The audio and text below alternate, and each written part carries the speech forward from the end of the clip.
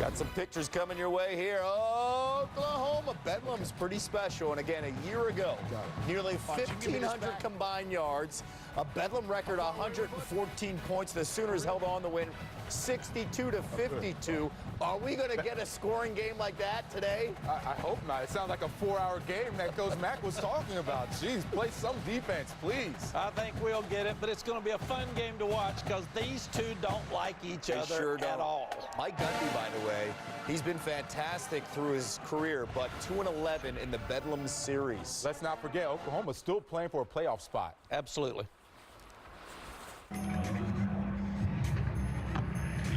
In the state of Oklahoma, they've waited 371 days for 6 little letters, but those letters are all in caps. This is Bedlam. Get ready. 4 quarters of mayhem coming your way. College football on ABC is presented by Jared. It's the 113th meeting between the Sooners of Oklahoma and the Cowboys of Oklahoma State. The Pokes can crush the hopes of the 6th-ranked team in the nation. Oklahoma fighting to finish in the top 4 and another opportunity to play for a national championship. Still to be determined. Now these players, they run out of this tunnel for every game in Norman, but this is different. This feels different. No substitute for Bedlam.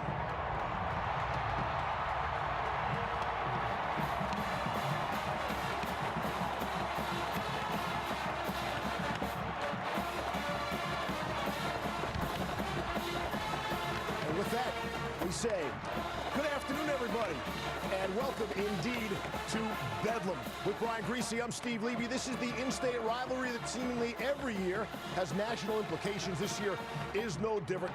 Oklahoma State 2 weeks ago knocked off the 6th team in the country. Today they'll try Oklahoma. The Sooners, you know about that offense. They're averaging 53 points per game over the last 5. It's how they light up the scoreboard, though, Grease. It is. I mean, certainly they have talent with Kyler Murray, Marquise Brown, CeeDee Lamb, but it's the most explosive offense you could argue outside of Alabama here at Oklahoma, and it's a lot of the ingenuity of Lincoln Riley. You're going to play against TCU a couple of weeks ago, Gary Patterson. You know what you're going to get. You insert Marquise Brown in the backfield as a running back. The speed that he has matched up on an inside linebacker, these kinds of things from Lincoln Riley get you quality looks. Again in that game, you plays that start out the same that end up looking different. Take a look at CeeDee Lamb. Looks like he's going to come on a shallow cross along with the back. The corner is looking at that, thinking, okay, if he's going to go on a shallow cross, I can go deep.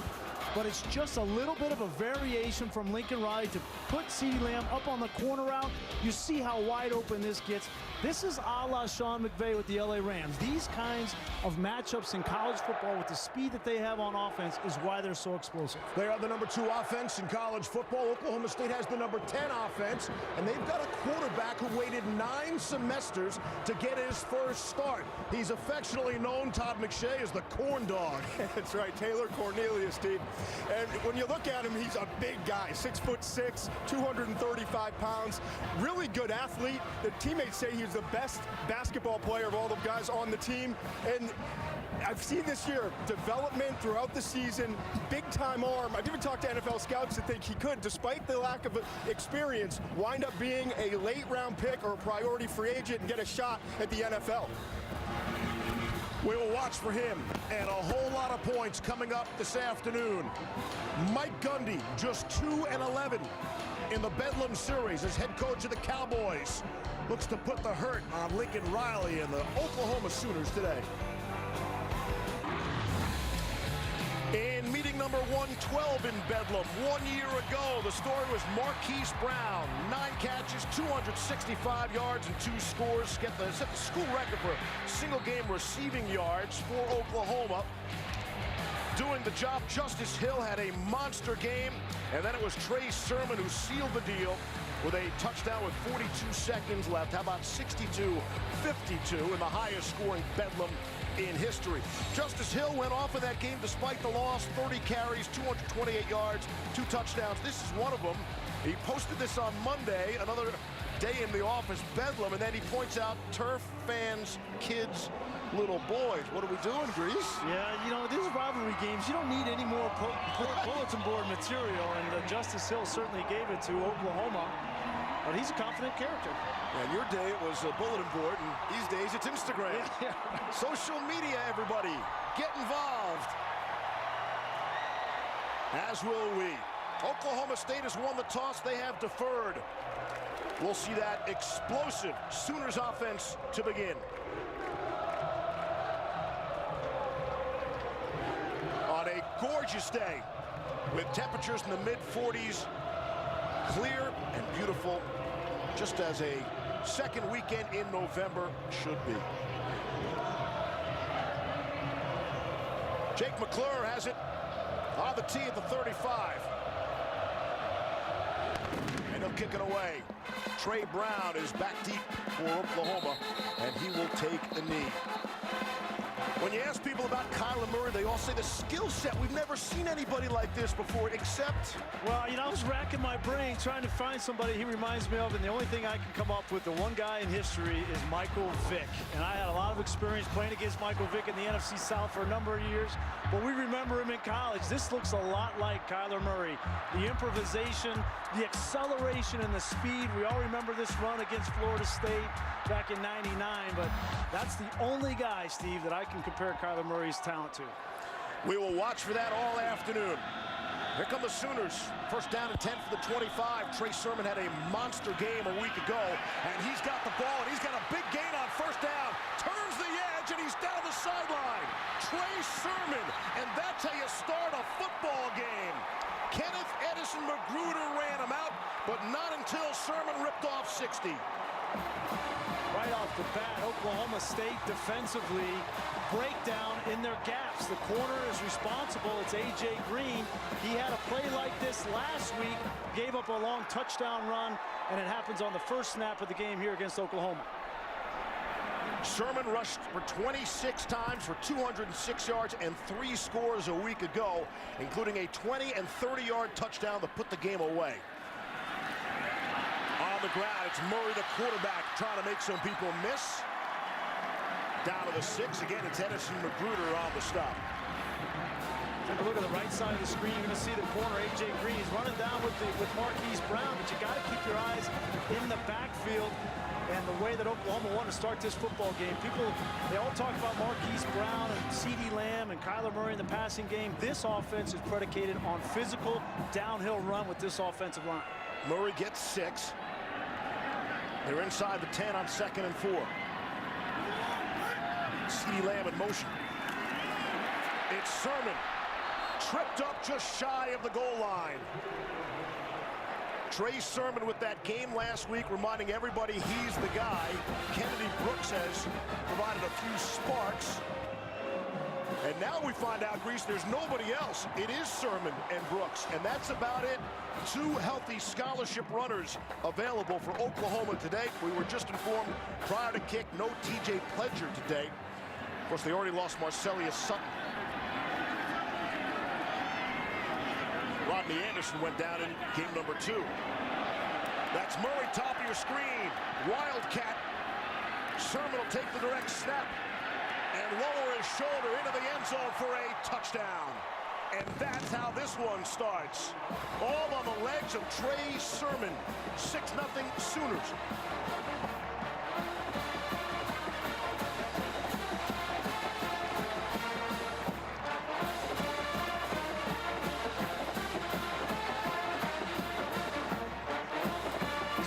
Games are so much about emotion in the first quarter of these games, and when you want to take over control of the game, if you're Oklahoma, do it with this offensive line up front. That was all on the ground for 7 points to start the game. Here's Mr. Automatic, Austin Seibert on the kick. The engine for Oklahoma. We know about all the skill players, but the fellas up front don't get enough love. You're going to love watching these guys play in this game today. Take a look. These guys up front, Drew Samaya, Cody Ford. This is a couple of weeks ago against TCU. Each one of these guys on a touchdown run is locked up on their man. You see Bobby Evans with a pancake. Cody Ford's driving his guys 5 yards into the end zone. They finish better than any offensive line in college football. They are downright nasty up front, and it's the reason why this Oklahoma offense is so explosive. 4 plays, 75 yards. Took a whole minute 44 off the clock. That's how you welcome your rival to your stadium. No question. You see, that's their offensive line coach, Bill Bedenbaugh, who is orchestrated this offensive line. Really, the key for them up front has been their center, Creed Humphrey. He's been kind of the glue that has kept them together. He's the new guy. He's talking to Coach Bedenbaugh right there. One of the more talented centers in all of college football, and his head coach thinks he's one of the most talented on this team. Chuba Hubbard is back for Oklahoma State. We'll see how the Cowboys can answer. They'll start from the 25-yard line. Taylor Cornelius, just about like everybody else on this field, is a great athlete in high school. But the thing about him is he really waited his turn. Mike Gundy and the staff appreciate that. 3 years sitting behind Mason Rudolph, and now when he gets his opportunity, top 10 in passing in the country. Impressive. Yeah, you can do nothing but respect Taylor Cornelius. And, you know, I was in a very similar position. I had to wait my turn in Michigan. Didn't play till I was later in my career. And this is a very loyal and dedicated young man. And now he has a chance in the biggest game of his life against his rival to make his mark. And he's already down 7 early. Comes out throwing and able to complete to Dylan Stoner. That's 22 consecutive games with at least a catch for Stoner. They've got the first down. Cowboys on the move. You're going to see a lot. Mostly this offense is throwing the football with Cornelius. Obviously, Justice Hill is a talented young back, but they got to loosen up this defense. I don't think that they need to be in a big hurry. I think anytime they can protect their defense and keep Kyler Murray off the field is a good thing. Go with the Army strategy. On the ground, Justice Hill and nothing doing. Amani Bledsoe had a monster game a week ago. Was in the middle of everything for that Sooners defense. That was the game last week. Beat Texas Tech 51-46 in what was another wild game. And Oklahoma State, they come off a difficult loss at Baylor. Lost by 4 when they had a 10-point lead with less than 6 minutes to play. That was a real kick in the butt for Oklahoma State. Second down and 9. Here's Cornelius. Looks strong in the pocket, fires across the middle, and Tylan Wallace could not hang on. That would have been a big gain. There are a couple of flags on the field. Tylan Wallace should have caught this football, but look, he takes 1, 2, 3 steps, and then Robert Barnes comes up and hits him. And that's just the emotion of a rivalry game. And we started out with Justice Hill in the Instagram post, and Robert Barnes was one of the guys he was calling out, and he get the best of him. Personal foul, unnecessary roughness, number 20 of the defense, 15-yard penalty, automatic first down. Personal fouls and penalties were an issue for both of these squads 1 week ago. Oklahoma was fortunate to win their game a week ago despite all the penalties they had.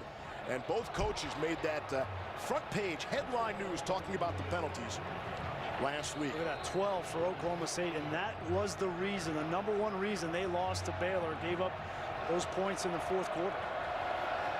So the Cowboys are bailed out by the penalty. Cornelius taking a shot down the field, right back to Wallace, and he's got him for the score.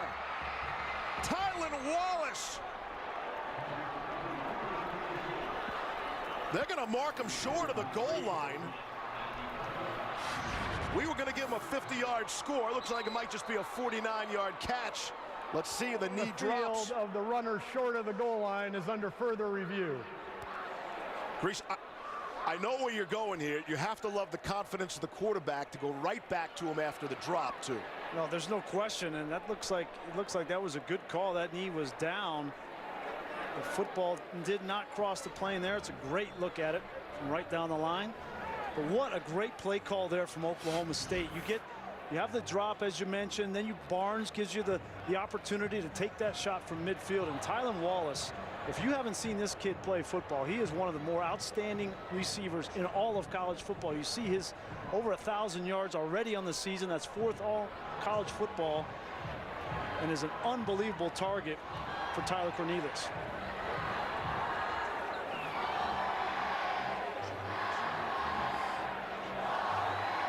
After review, the ruling on the field is confirmed, short of the goal line, first down, Oklahoma State. You're going to see this time and time again. Oklahoma State attacking the weakness of Oklahoma's defense, which is that secondary. And anytime the Tylan Wallace is matched up man-to-man, whether it's against Trey Bound, Norwood, or Motley, they're going to take their shots down the field.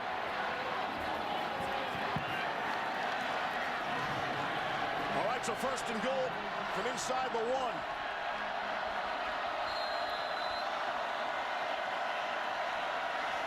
They got 3 of those cowboy backs, as they call it, for Oklahoma State. On the ground. Justice Hill won't get credit for the touchdown. 9 snaps into this year's edition of Bedlam. And we have 2 touchdowns. We had 114 points last year, partner. You better get ready. Let's go. And doing it different ways. Oklahoma all on the ground, and Oklahoma State all through the air. I think that's what you're going to see a lot of today. Here's Matt Amendola for the extra point. Kicks it through. As you mentioned, first play from scrimmage, Trey Sermon turns the corner and rips off 60 yards. Led to a Sooners touchdown. And then it's Cornelius to Wallace all the way down the field for the Cowboys. Bedlam indeed.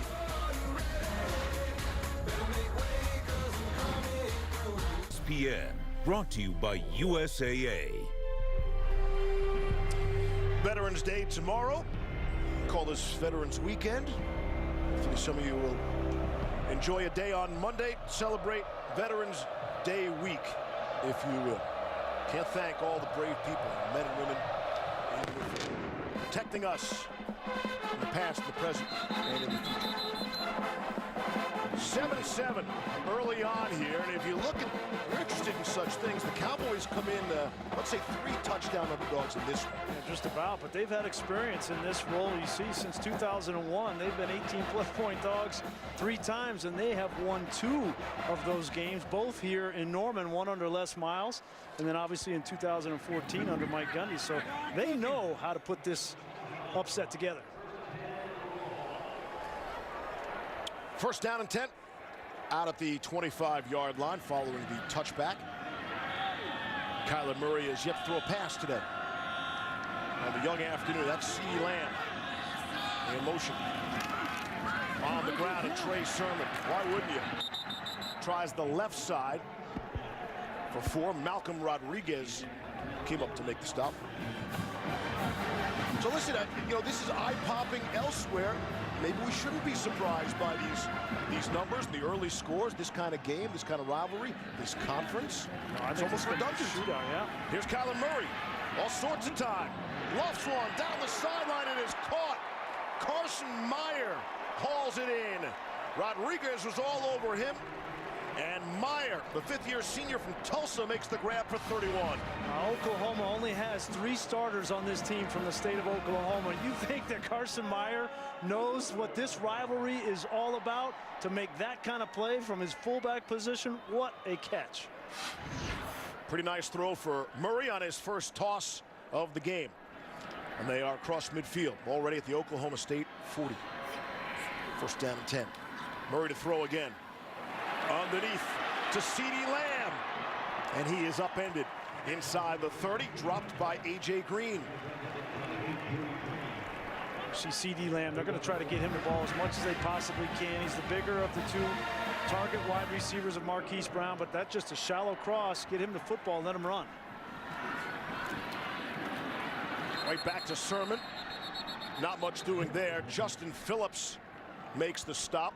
Phillips, the leader on that Oklahoma State defense, really taking the place of Darian Daniels, who is injured.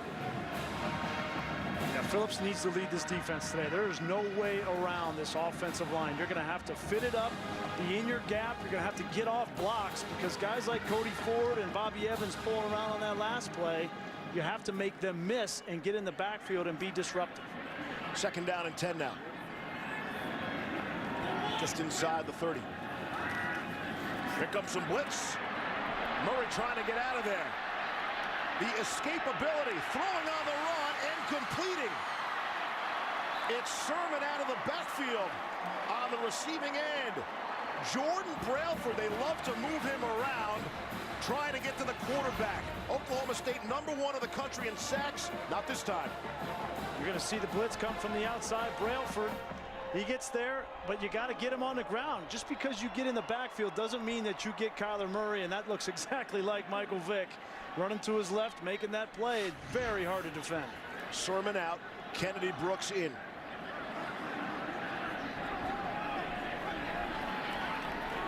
Lamb again in motion, top of your screen. It's Kennedy Brooks, the ball carrier. And he is dragged down shy of the goal line. Great tackle, great individual tackle by Justin Phillips to prevent the touchdown. There's so much pressure when Oklahoma starts to run their counter with both the guard and tackle coming around. As you see, Trey Sermon comes off, and that's very, very costly for OU because of the fact that they've lost 3 running backs out in this game.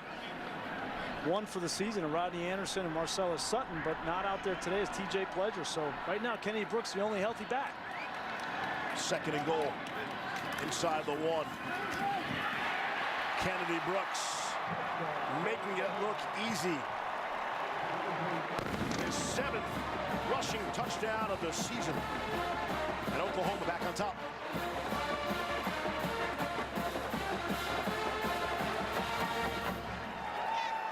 This is an offense that has scored 50 points 5 times. Scored 49 against UCLA. Seems like a long time ago.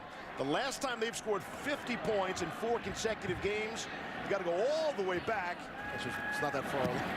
It's only 3 years ago. I mean, we should get used to this stuff from Oklahoma. Well, last week couldn't have gone any worse for Lincoln Riley to start the Texas Tech game. They threw 2 interceptions. They were down 14-0. In this game, they've done it on the ground and now through the air with Kyler Murray, and they're up 14-7. 3 possessions in the game, 3 touchdowns, as advertised.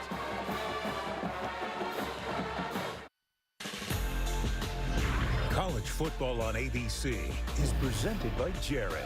Dare to be devoted. In part by the Ford F-Series. Built Ford tough. Built Ford proud. And USAA. Join us in saluting our veterans. Go to USAA.com/Veterans Day. Travis DeGreat on the Oklahoma sideline. Josh Schenck out there as well. Lincoln Riley saying of the two, you just see the determination those guys have, doing all they do. It doesn't surprise you so much they do on the field. They're the guys we can count on. Our thanks to Josh and Travis for all they do off the field. Here's Todd McShay. You guys miss me? Where you been? Grab a sandwich? Yeah, exactly.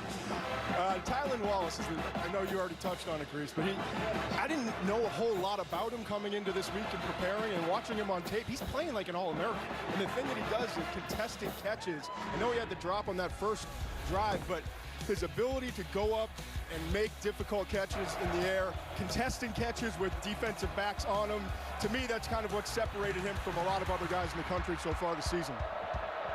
Yeah, Todd, it'll be interesting to see how Oklahoma decides to play him now, whether they roll the safety over the top. Cornelius comes out throwing. It's Dylan Stoner, his 2nd grab. He'll be short of the marker. I don't think that Ruffin McNeil is going to want to make a living leaving his corners, whether it's Trey Bound or Trey Norwood or Parnell Motley, matched up in man-to-man on Tylan Wallace. So that should allow Oklahoma State a little bit more room to run the ball with Justice Hill. Game number 4 with Ruffin McNeil as defensive coordinator. Replaced Mike Stoops. Heading into the bye week off the loss against Texas. The only loss for Oklahoma on the season. 2nd and short. See how the Cowboys play this. Off the play fake.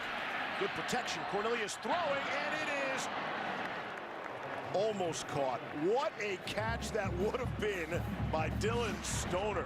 Reaching out with the right hand. Look at this. He almost brought that in. That would have been so. That would have made your top 10 on Sports. That would have been top 10 there? Yes, we have a top 10, a not top 10. And it would have been now? Would have been top 10. Just falls as a loud incompletion then. 3rd down and 2. Oklahoma was bringing the pressure, and the Cowboys passed the other way to Landon Wolf for the first down. We kind of wondered how, in a big game, in a big spot like this, how would Taylor Cornelius respond? And he has been on target. They upset Texas, and a big reason why was because of the arm of Taylor Cornelius, and he's on point early. Justice Hill for a few. You know, we wondered about the Oklahoma defense under Ruffin McNeil, and had those first couple games. They just sort of shut down TCU, held them to 27, held Kansas State to 14, and we're like, hey, well, based on those two offenses, it's hard to see.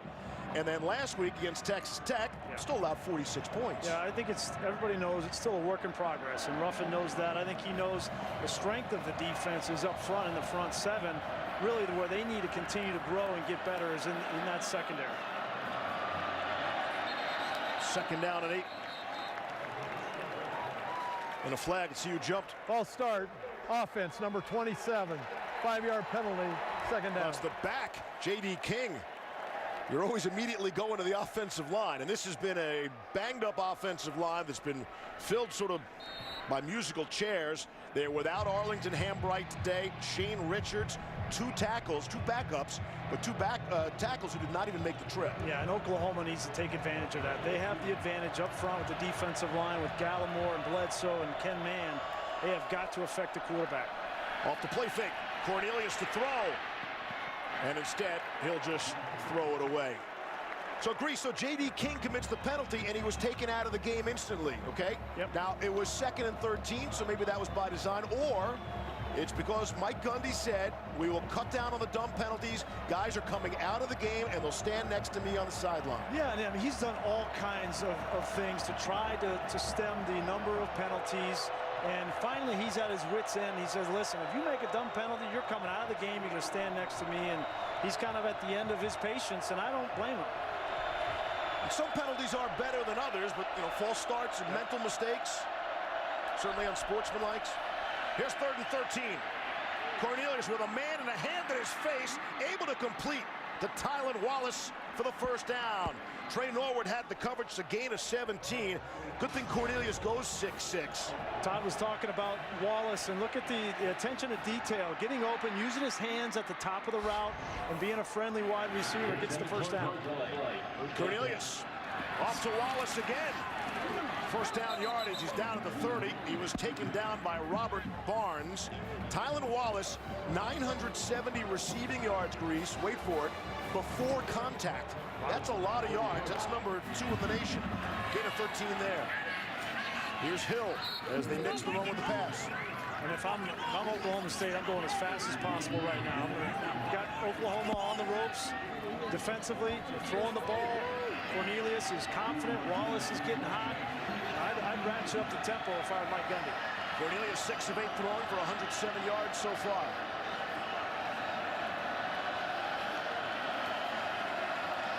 Six and a half to play in an energetic first quarter. Cornelius the pump, and it costs him. He's taken down back at the 31 by Curtis Bolton. This is a coverage sack. Nowhere to go with this football. This pocket is pristine initially. Right now, the ball should come out. Wants to throw it, but coverage downfield, and Bolton finally gets to Cornelius. Big play for Oklahoma defensively. One of the few California players on the Sooners. Curtis Bolton, the 5th-year senior. 3rd down and 11. Able to convert on the first 2. Oklahoma looked a little bit confused there. 2 to snap it. Yeah. No way they got that off. Let's see if they got a timeout. And they did. Prior to the snap, Oklahoma State takes their first time out of the half. It'll be a media break. Thank you for that, Brad Van Vark. He's our referee today. 14-7, Bedlam. Matt Berry with your CarMax Drive What's Possible update. First possession of the game for Alabama. Tua Tagovailoa drops a perfect throw to Irv Smith Jr. Out at the 1, Alabama would punch it in a play later. Steve Levy back to Bedlam. All right, Matt, thank you. And just in time, As we welcome you back for a 3rd down and 11 from the 31 of the Sooners.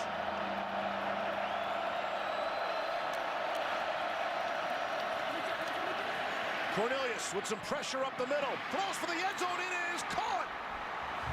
It's Tyron Johnson for the score for 31 yards. And we go back and forth. 4th possession, 4th touchdown. I'm trying to tell you there's going to be a lot of points in this game, partner. Yeah. This is just a ball that's thrown up. It's a 50-50 ball, and you can't blame Oklahoma State for taking this approach. Johnson just goes up taller than Trey Brown. Brown not able to locate the football, and they in a position here to tie this football game with the extra point. Matt Amendola on to try to square this game up. 5.5 to play in the first quarter. And it's 14-all. Well, the best game that Tyron Johnson had in his career was last year against Oklahoma, and he's off to a hot start in this game as well. There he is on the outside, inside leverage by Trey Brown, and Cornelius just going to throw this ball up. Brown is in position, just not able to locate the football and make the play on it, and it ends up in a touchdown. And everybody knows when you play Oklahoma, their weakness, right? And so they're just going to continue to attack downfield throughout the course of this game. The other thing I noticed on that play too, coming out of a timeout, which was called because of confusion when it came to lining up the previous play, they didn't have 11 players on the field. Jordan Park, I should say, number 1, came running on the field late. So I don't know if it had anything to do with the play or the decision by Cornelius to throw the ball down the left side, but at the end of the day, you got to have the right personnel coming out of a timeout, and it's just kind of indicative of what we've seen the last few weeks with Oklahoma. Parker is backing up Khalil Houghton, who did not play last week and is not here today either. Will not play, banged up. But here's what I'm thinking. We just come out of Matt Barry's update about Alabama, and that's how everybody wants to be judged by, right? We saw what Alabama's defense did a week ago, for example, and then you question the Oklahoma defense. Well, yeah, everybody's had questions about Oklahoma's defense, but certainly their offense has masked a lot of that throughout the course of this season. Here's Trey Brown now, and he is bumped backwards. Bumped down to the 15-yard line. Devin Harper on the special team stop. We'll get a chance to see Kyler Murray again, his turn, this 5th drive. But people need to understand this. Okay, yes, Tua is having a great year. Kyler Murray is having just as good a season as Tua Tagovailoa, and people I don't think are giving him enough credit. Everybody's kind of giving Tua the Heisman. Kyler Murray is going to be in New York with every opportunity to win the Heisman. He is a special player. There is no question. You think about the Heisman Trophy. No program has ever had consecutive Heisman Trophy quarterbacks. And, of course, people want to compare this offense to last year's offense, led by Baker Mayfield, who won the Heisman Trophy. Here's Kennedy Brooks.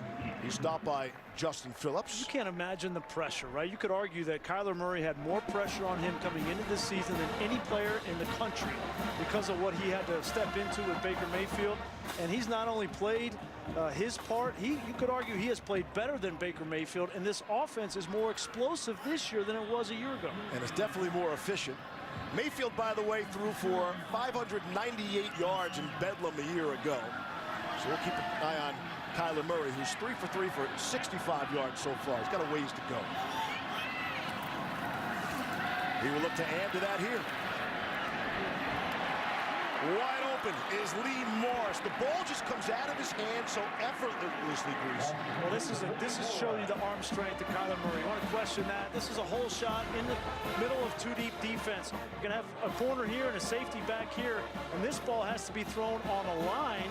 It's a great read from Kyler Murray, understanding where the weakness of that defense is, and then the arm strength to put that ball in there. 28 yards there. When Morris makes a grab, you're almost surprised it's not a touchdown. Came in with 16 catches on the season, 8 of them for scores.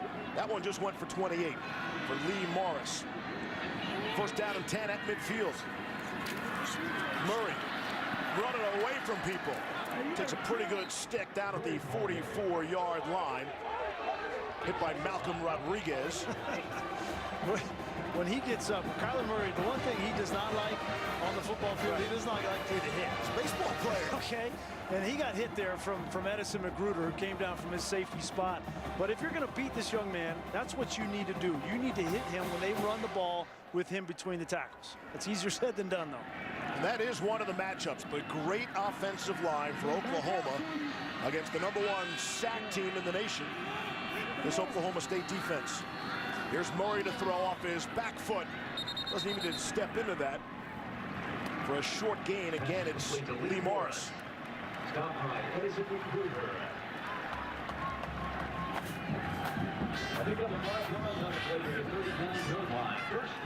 Got the first down. Kennedy Brooks stumbles forward for a couple. Bralford made the stop.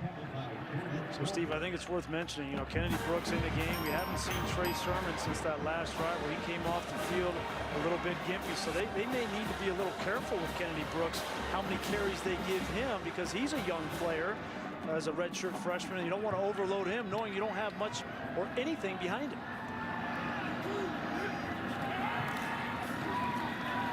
On the ground, they swing it to Brooks.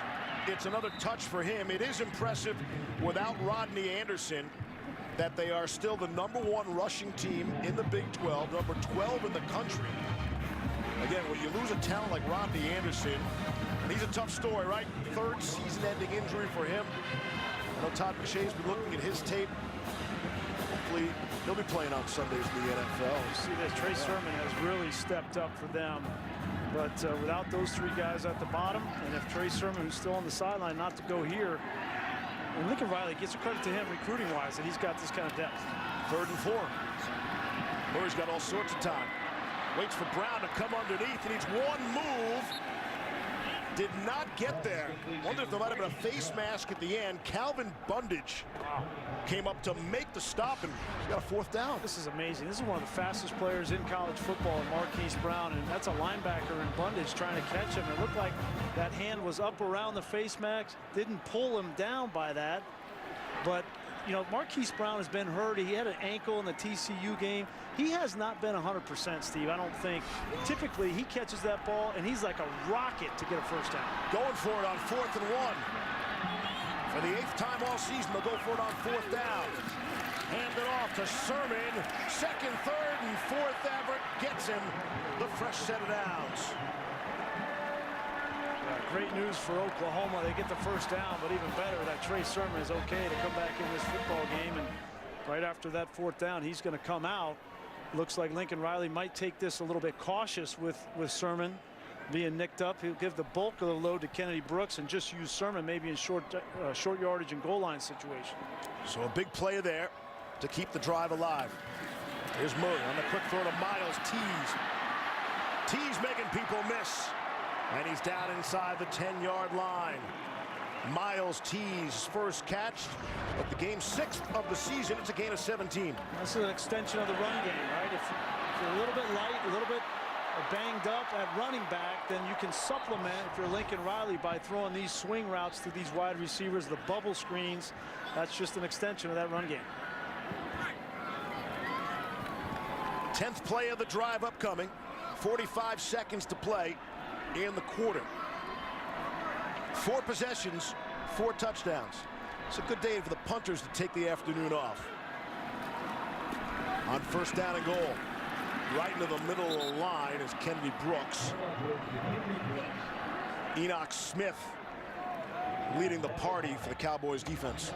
Well, Cowboys defensively, you know you're going to give up some yards, but when you get into the red zone, you got to prevent points.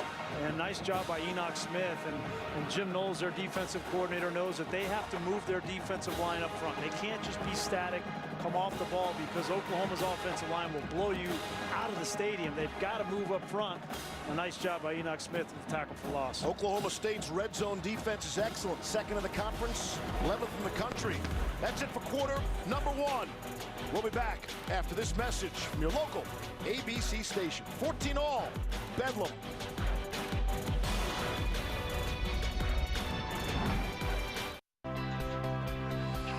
As always, this time of year, we like to salute all of our nation's veterans, past and present, as we take a look at some of the courageous soldiers, the men and the women, protecting us from around the globe, proudly showing off their school pride We thank you all for your service. There's bedlam everywhere you look.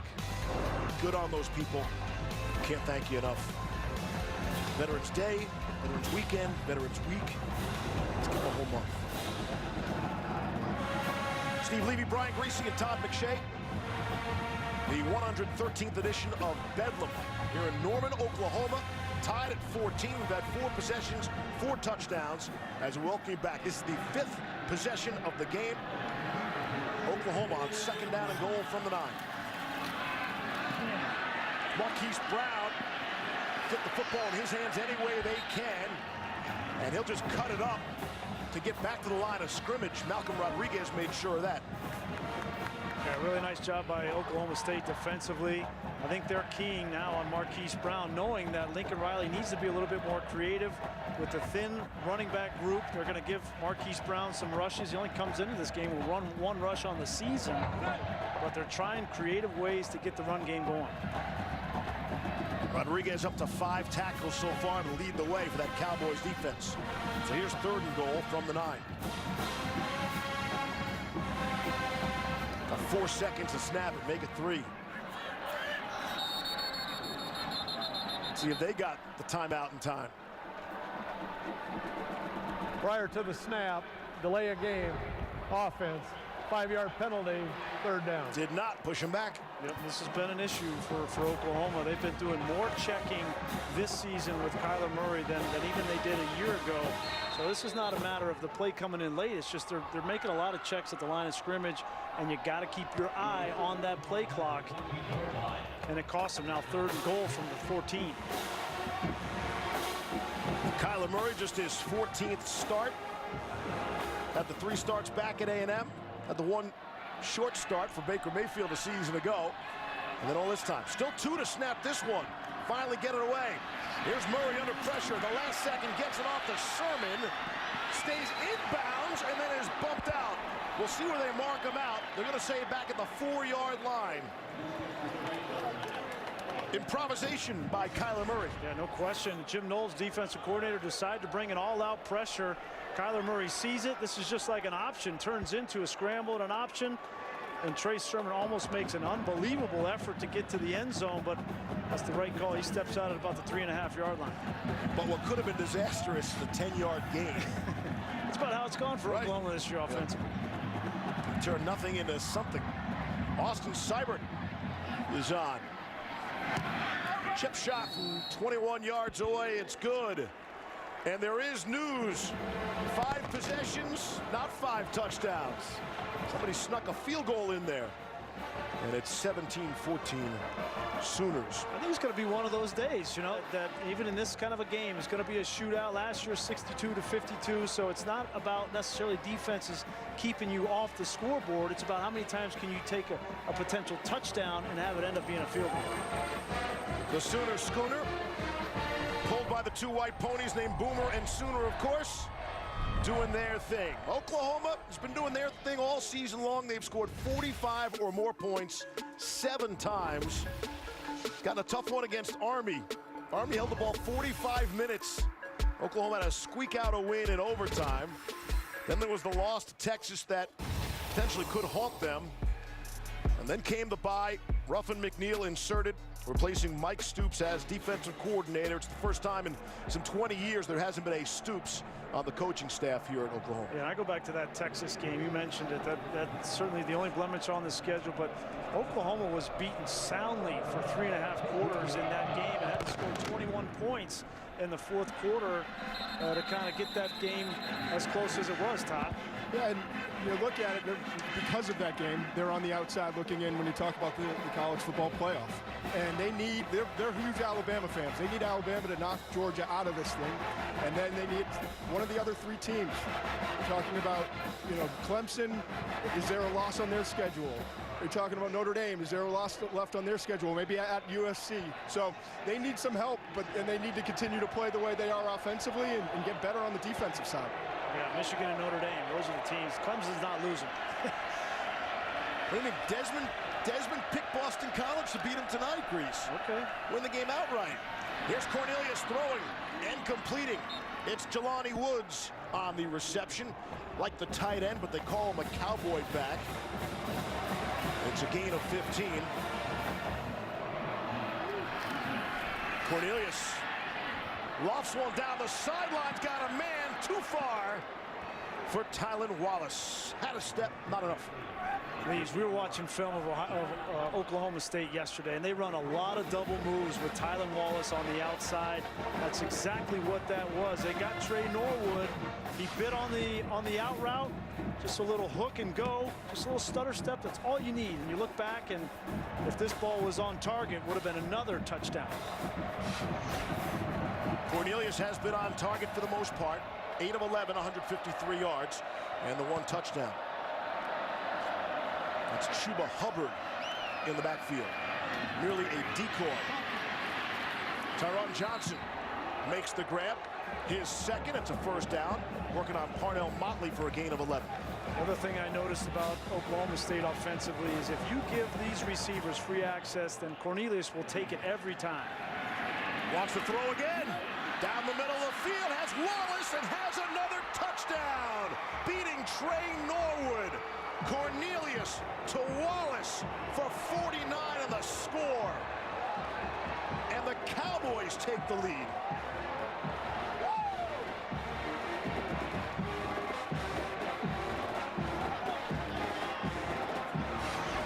Ruffin McNeil's going to have to adjust at some point because the matchup that he wanted is not working out. We asked him specifically about this matchup. He said Trey Norwood's the guy that we want to be on the #1 receiver, Tylan Wallace, and to this point, he's just not holding up in coverage.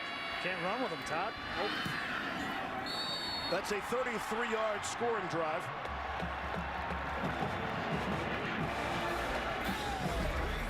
(21-17). We're on our way early on, second quarter.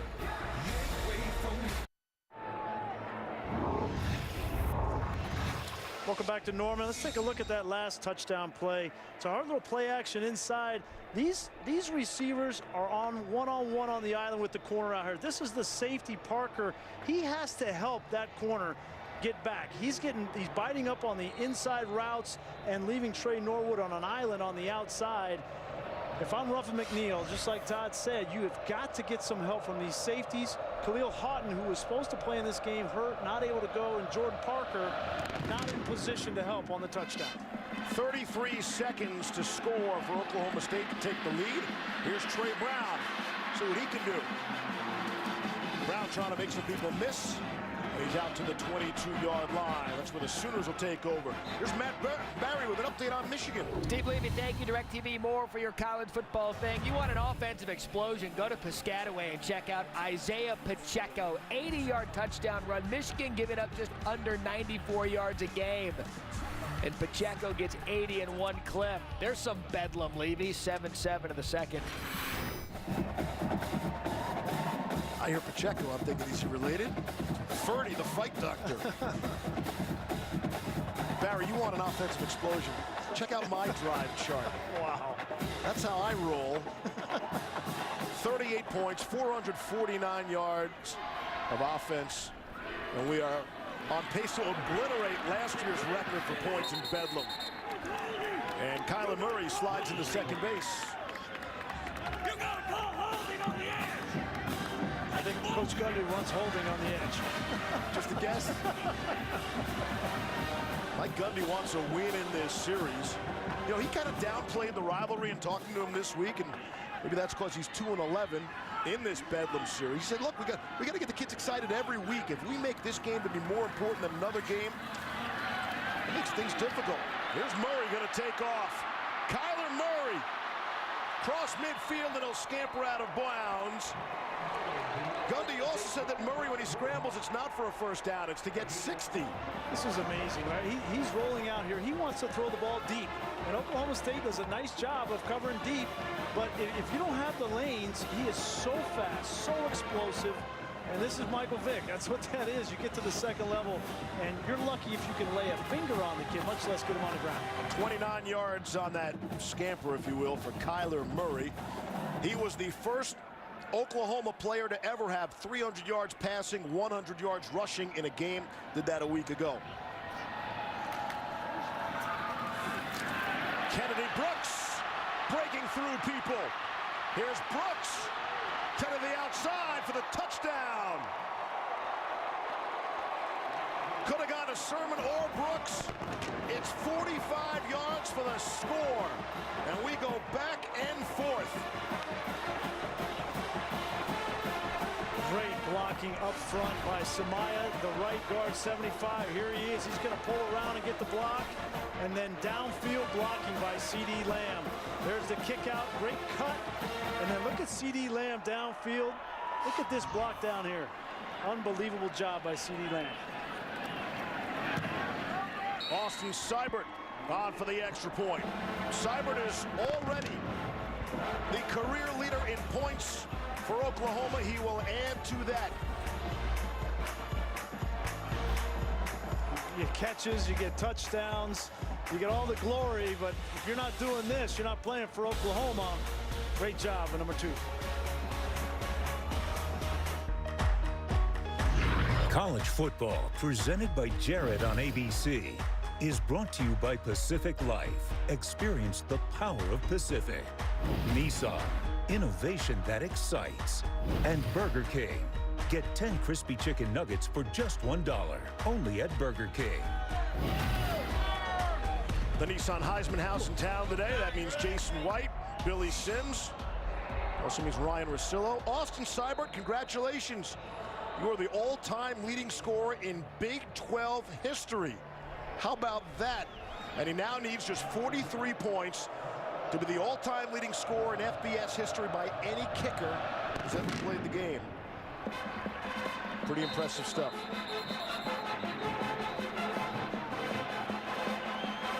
This season, for every field goal, an extra point made by participating universities, Allstate will make a contribution to the university's general scholarship fund.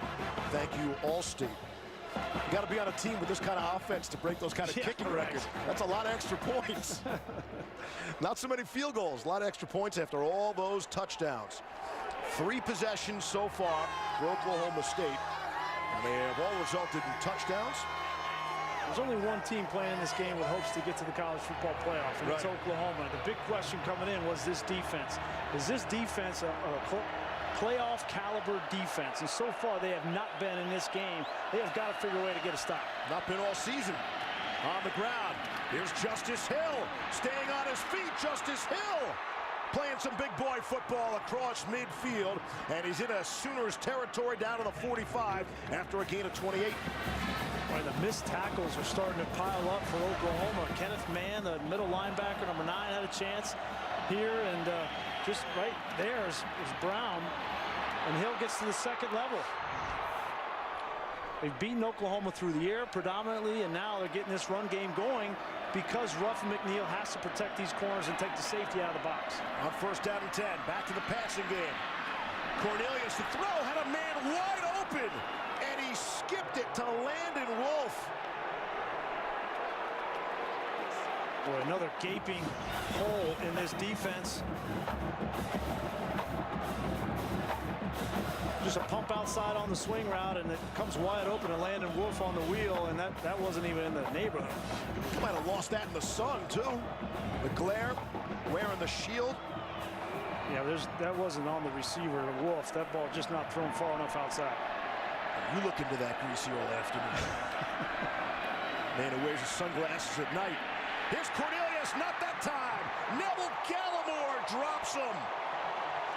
The junior from St. Catharines. Second sack of the game for Oklahoma.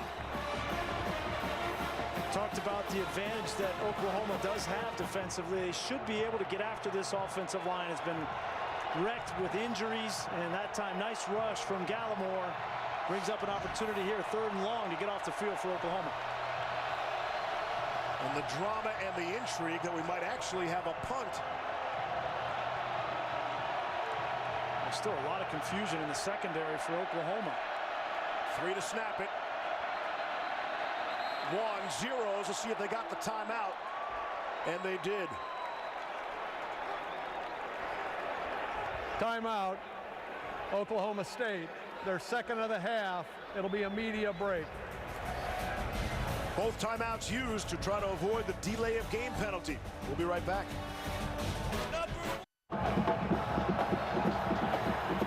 This season, Taco Bell is celebrating student sections and passionate fans like the Oklahoma Sooners by awarding the best student section of the year. Go to ESPN.com/Taco Bell to find out if your team made this week's rankings and to see how your school can compete. Here's 3rd and 18.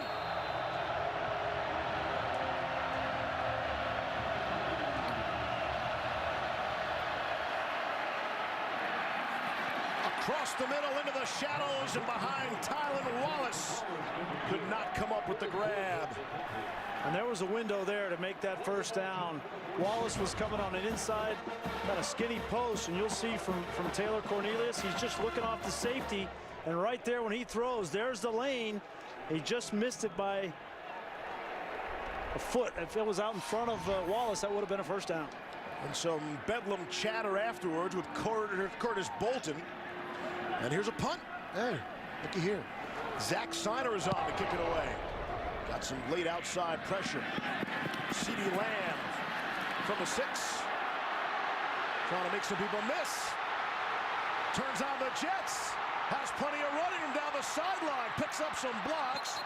And he'll be out of bounds at about the 30-yard line. Malcolm Rodriguez able to force him out, but it's a return of 64 yards after the 50-yard punt. Yeah, it was a 50-yard punt, but there wasn't a whole lot of hang time on it. It got down there quick, and CeeDee Lamb had, look at the room he has to make a move. And you got to take your shot. When you're on the coverage team, you got to take your shot when you had it. And down there, Malik Givens, the safety, just tried to keep him contained rather than tackling him and gave up a big return. Lamb had a 66-yard punt return against UCLA earlier this season in the second game. So the 64-yard return right now and has Oklahoma set up in excellent field position. Already leading by 3, 10 to play in the first half. And they'll start this drive at the +29. Murray on the ground to Trey Sermon for a couple. Enoch Smith to stop.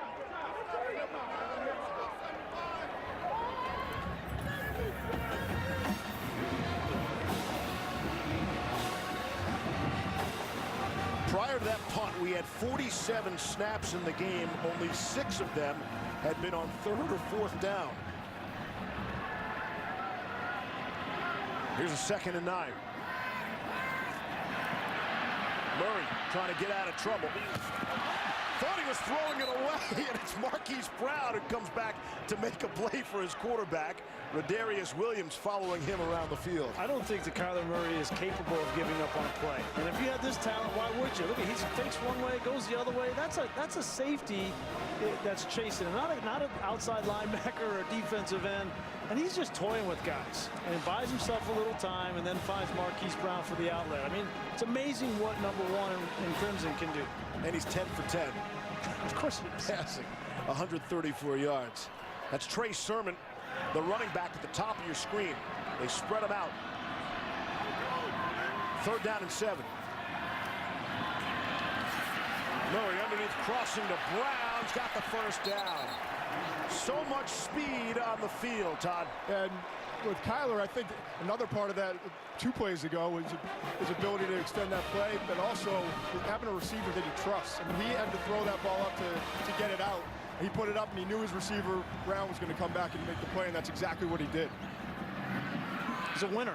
43-0 as a high school player. He's only lost 1 game in his career, and that was to Texas earlier this year, but he knows how to win. And last week, we learned that he can also compete and come back from adversity. Those 2 interceptions to start the game. That's a distant memory now. Murray throws for the end zone, looking for Grant Calcaterra. That was one of the interesting conversations about Murray everybody was wondering how would he handle a little adversity. The 2 picks last week, 2 interceptions on his first 4 throws, and even Lincoln Riley admitted, I was curious to see how he'd respond. And the conversation on the sideline immediately afterwards, Riley said it's like another Monday conversation. Yeah. Amazing. So calm, so cool and collected, never gets too high or too low. But the thing I liked last week was the leadership, because everybody on that team was looking to him. How is he going to respond? Not only did he do it on the field, but he did it on the sideline as well, and picking some of his teammates up during the course of that game. Won the snap and barely got that one away. Murray off his first incompletion, comes back to C.D. Lamb. They're going to say he was out of bounds.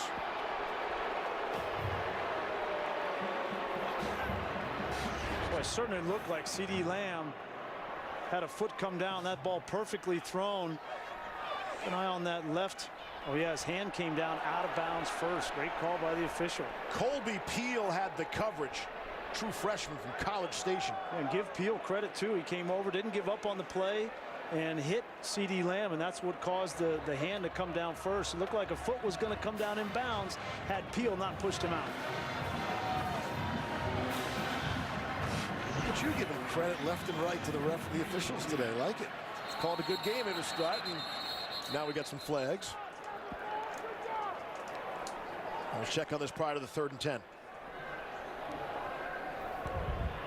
Ball start, offense, number 71. 5-yard penalty, 3rd down. That's Bobby Evans, the left tackle, junior from Allen, Texas. And an opportunity here for Oklahoma State defensively. After the long punt return, Oklahoma had great field position, and now Oklahoma with opportunity to get off the field in a 3rd and 14-15 situation. And that's just the 4th penalty of the game. Again, that was a major story coming in for both programs, who combined for 23 penalties a week ago. These safeties are really tight. That may be a pressure situation. Again, it's Sermon and Brooks together in the backfield. It's Sermon bouncing off some people and trying to make a move or two. And to bring up a 4th down and long. Well, that's a win, right, for Oklahoma State. No question. Force that field goal attempt and keep this a 1-score game, potentially. Anytime you can hold Oklahoma to a field goal is a victory for the other team. Here's Austin Seibert.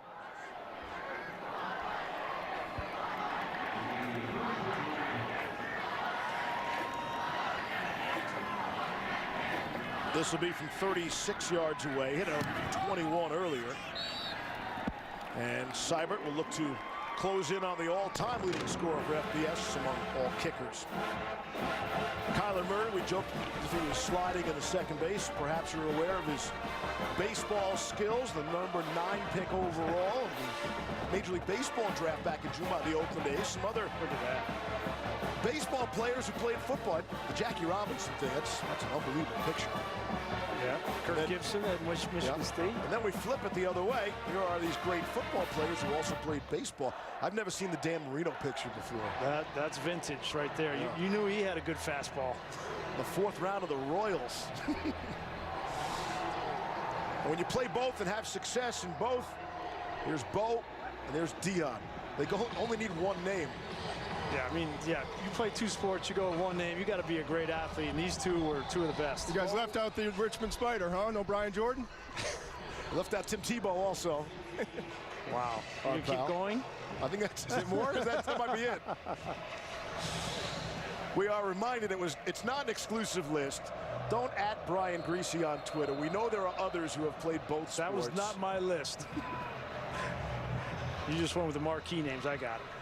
Greasy loves lists and red zone defense percentages among his favorite things. Percentages. Yeah.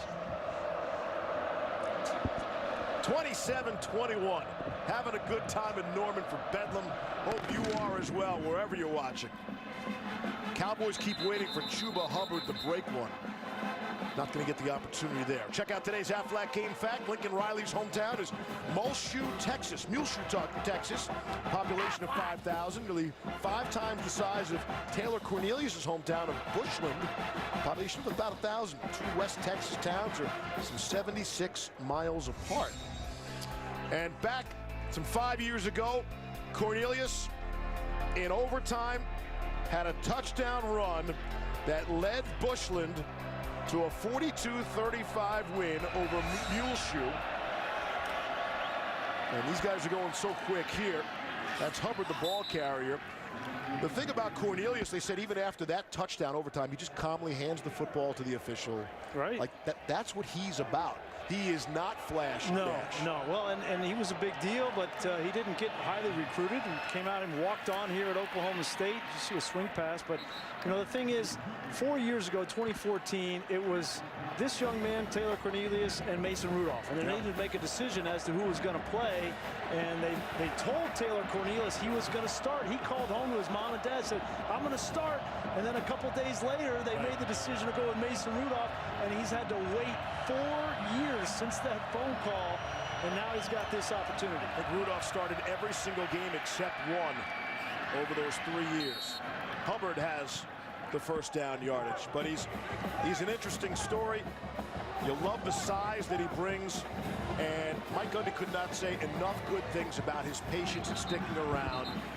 And he has all the right things to say himself in talking about the reasons he decided to say. The culture, the atmosphere, the city, the fans. He said, I had no reason to leave. Here's Cornelius to throw across the middle into the shadows, and it falls incomplete. Dylan Stoner, the intended target. We're in back-to-back throws now from Taylor Cornelius, just a little bit off. This one, if it's thrown up, you see how much green grass there is in front of Dylan Stoner, and it looks like he may have come down with that grab. So get his arm under the ball, or the nose of the ball touches the ground there, yeah, and then on the backside as well. Brian Ernest had the call. Good job by this officiating crew so far today.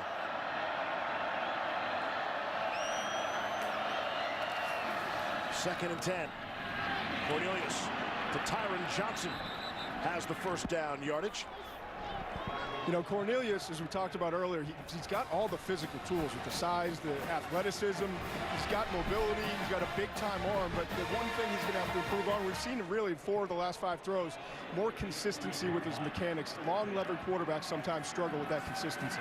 25 first downs so far.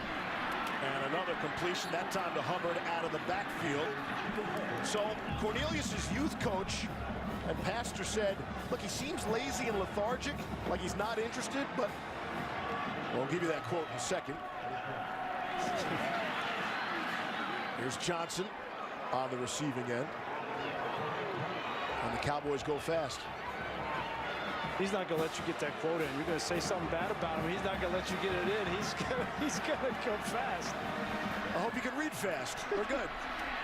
As Cornelius has time and lofts it over the head of Johnson that time. Incomplete. You said it was like poison? What does that mean? Yeah, it's like poison. You take it, you don't know it's poison grease, and the next thing you know, you're dead. First of all, it's not my quote, okay? Okay, that's his high school coach's quote. Yep. I'm not sure I understand what that means. I think he can lull you to sleep. He can put you to sleep. He's not excitable. He's not running around. Hey, look at me. Look what I do. Let's talk about me. Got it. And then, with the snake in the grass? In the end, the final score, his team has won. I think that's what he was going for. Let's not do that again next week. Bring me along. Hubbard for a few. Tyrese Lott makes the tackle. Here's what I know about Taylor Cornelius. He's taking his shot, right? You get one shot at this. If you're playing as a fifth-year senior in this Bedlam game, you got one shot, and he's taking it. And he's firing the football. They're not all accurate, but he's had enough so far to keep Oklahoma State in this football game, but another big 3rd down and 8 coming up here. J.D. King and Chuba Hubbard are both in there now. That's King trying to swing it to him, and he couldn't haul it in. Cornelius just off the mark there, and it's 4th down. It's an interesting decision there to throw the swing route to the back. You've had so much success throwing downfield. Even when the defensive backs for Oklahoma have been in position, they've gotten beat by Tylan Wallace. And in a 3rd and 8 situation, a big play in the first half, I think I would have taken a shot again on Tylan Wallace. Here's Matt Amendola from 41. It's been in a bit of a slump, Amendola has. He's missed 4 of his last 5. And we got a timeout. Timeout, Oklahoma. Their first of the half. It'll be a media break. They had 12 guys on the field, and Justin Browse was running off the field. Matt Barry here with a studio update over on ESPN. Washington State and Colorado. Gardner Minshew finds Max Borghi out of the backfield, and Borghi takes it in for the touchdown. Levy, a defensive struggle at Colorado. If you like that, you watch ESPN. If you want some points, welcome to ABC. There's Matt Amendola. I told you he missed 4 of his last 5. No one was on him for the 2 misses last week. In a crazy windy afternoon at Baylor, missed from 45 and from 47. Could have been the difference in the game. Here from 41 yards away. On the way. And no good. Missed it to the left. So Amendola's slump continues. And it remains a 6-point game, under 5 to play in the half. Well, you give the ball right back to Kyler Murray with plenty of time left in the first half. He's been on fire all season and is no different in the first part of this game. Take a look at the progression. We talk about his speed and all those things, but look at his mental capacity going through his reads, and then an accurate ball thrown to a fullback on a wheel route, then extending plays. This play ends up being almost 6 seconds, and you give him that much time, he's going to find an open receiver. And when you do everything right, you have containment and you have coverage downfield, you think you're in good shape. Nope, sorry. You just squeak out here for another 25, 30 yards. Almost impossible to defend. Murray in the offense. Take over the 23. Quick throw to Miles Tees. He is swung around for a loss. Kenneth Edison Magruder on the stop. You know, the thing that stands out to me, too, is this offensive line and protection. I know a couple of those plays there, you saw a little bit of pressure, but we're talking about the #1 sack defense in the country, and they've done a good job so far up front, giving Kyler Murray some protection. Yeah, we really haven't mentioned Todd Jordan Brailford, who comes into this game as one of the leading the Big 12 in sacks, but there hasn't been any pressure. Murray looking to get out of there. And you haven't mentioned Creed Humphrey either. We spent a lot of time talking about apparently the all-world center. I mean, people can't say enough good things about the center for Oklahoma, the man who makes that offensive line go. Well, really, the only one that matters is Lincoln Riley, and he said he's got elite skills, elite talent. Yes. No, I think he's the most talented player on the roster. Yeah, and you were like, whoa, whoa, whoa, whoa. I said, you mean more than your receiver or your quarterback? And he said he's got the prototypical size and build and skill set to play center. He thinks he's going to be an all-world talent. Now here's a really friendly guy, too. Maybe off the field. CeeDee Lamb can't haul that one in. He's got the mean streak this entire offensive line has. It's just a redshirt freshman. And, you know, at 335 pounds, the thing that I was really, excited about for Lincoln Riley is that he calls all of the runs up front. That's not the job of Kyler Murray. That's the job of Creed Humphrey, and he does it really, really well. 3 consecutive incompletions. Just as we were saying all these great things about Kyler Murray. Now we'll get our first punt on their first 3 and out of the day for the Sooners. Austin Seibert on to punt. He does everything in the kicking game. Got it away, a little contact. He's held up at the end there. And Dylan Stoner will just let it go out of bounds.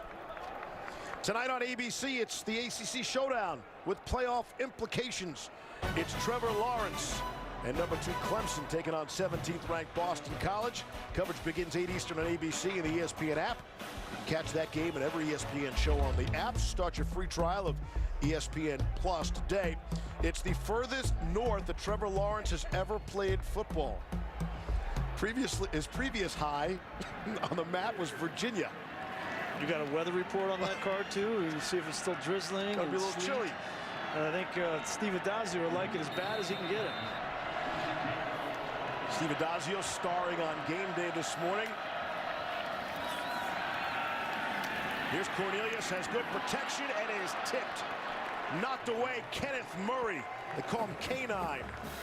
Able to knock it away with a hand. A nice play by Kenneth Murray. This is the second or third time they've tried to slip this ball behind the linebacker to Dylan Stoner. And Kenneth Murray, a smart football player, talking with Ruffin McNeil, really likes his Mike linebacker to think like he does as a defensive coordinator, and he did a really nice job reading that. He's a team captain, and he's only a true sophomore. Very impressive young man. Here's Hubbard. Wrestled down by Murray. Bring him a third down. Well, you know how difficult it is to be a captain as a true sophomore. That goes to show you how young this Oklahoma defense is and how starved they are for leadership. Third down and 7. Take a shot with Tylan Wallace. Top of the screen.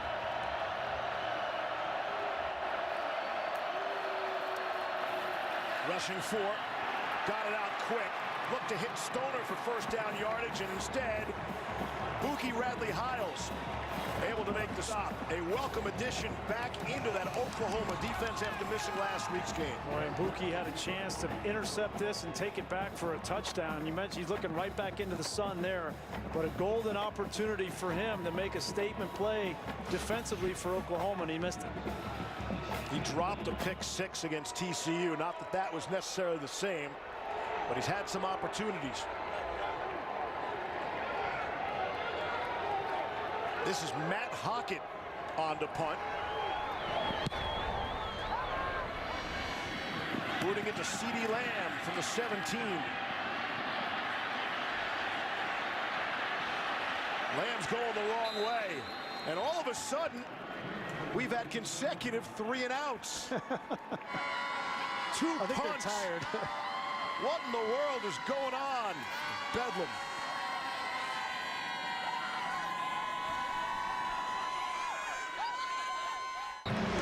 Welcome back to Bedlam, 27-21 Oklahoma. Here's pregame with Cale Gundy, the coach for the Oklahoma Sooners, working on ball security at all times.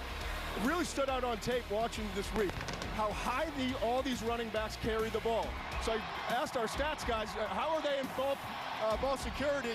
They've only lost 1 fumble all season long, and it came from the quarterback, Kyler Murray, not from any of the running backs or receivers. They do a great job with ball security. They practice their final period of practice every day is a ball security drill circuit where they go through different stations. They really focus on emphasizing it here in Oklahoma.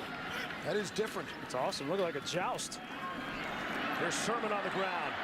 On first down and 10. Move the sticks. 2.5 to go. There are the brothers. Mike Gundy, his days as quarterback at Oklahoma State. Cale said just about every single quarterback record here prior to Bob Stoops' arrival, as the brothers had a little meeting on the field prior to the game. I'd say everybody in the state of Oklahoma loves this rivalry except for the Gundy family because they're torn. This is a tough week for them. Speaking of family, we should make the point that Mike Gundy actually did not travel with the team. Ball start. Offense number 2. 5-yard penalty. First down. Mike Gundy was back in Stillwater, did not travel with the team, watching his son Gunner play in a playoff game last night for 10-0 Stillwater High School. Now they went to 11-0 last night with a 48-13 win. It's Stillwater's first playoff win in a decade. It's only a 45-minute drive, no big deal. You've got to be reminded that this is Gundy's job, right? His family's back in Stillwater. And the next matchup is a different kind of family matchup, up against Justice Hill's brother. Here's Kyler Murray taking off. First down yardage, and he'll scamper out at the 38-yard line. So just to clean this up, Stillwater will move on to play Booker T. Washington. They're led by Dax Hill. That's Justice's brother, who is a 5-star mega recruit who is committed to school in Michigan, I understand. Yeah, well, you know who Mike Gundy's going to be rooting for. Not only is his kid playing, but, you know, Justice Hill's brother didn't commit to Oklahoma State, so he's definitely rooting against him. Well, Gundy says we don't get 5-star guys here. Not even with Justice? Right, I mean, how do you not swing that? Yeah, not even a legacy.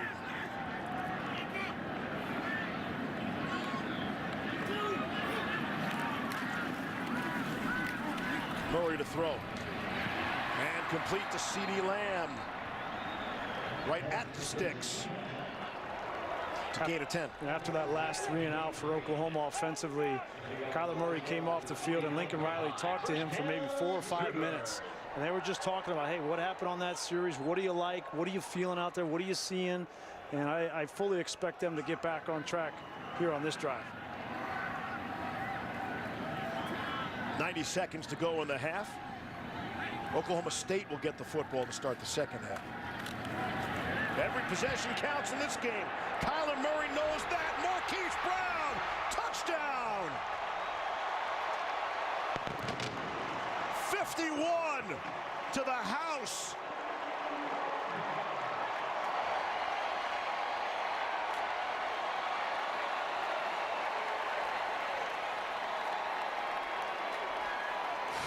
Well, much like Tylan Wallace has done 2 times in this game, you put Marquise Brown in the slot.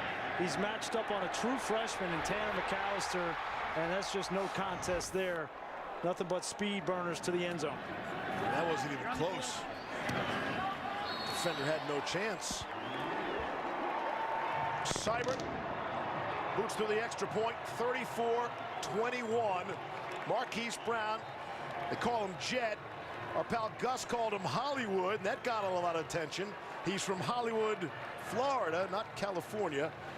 And for all the talk about Kyler Murray and all the touchdowns, that's his first touchdown pass today. Yeah, and he's come into this game with 8 consecutive games of 3 touchdowns or more. And Marquise Brown has been a little bit quiet in the last couple of games. Last week only had 5 catches, and he's been a little bit nicked up and injured. And it's good to see him at full speed again on that route. Tomorrow, start your day off with NFL Countdown. Go one-on-one with Aaron Donald. Shares his secrets to sacking the quarterback. Then for Veterans Day, we've got the Cadets of Army squaring off against Coach K's 4th-ranked Blue Devils. Coverage tips at 1 Eastern on ESPN and the ESPN app. Everybody's talking about that Duke victory in their opener. It blew out Kentucky. Zion Williamson, everybody can't wait to watch him slam the basketball. It is college hoops season. Good thing you didn't play against Aaron Donald. He would have destroyed you, Grease. He would have destroyed everybody. He would have blown up your pocket like you read about. Let's get out of this conversation. Here's Matt Barry. I'll save you, Levy. We got a surprise brewing over on the SEC Network. Jarrett Garantano to Marquez Callaway, and Rocky Top up 17-0 at the half over Kentucky.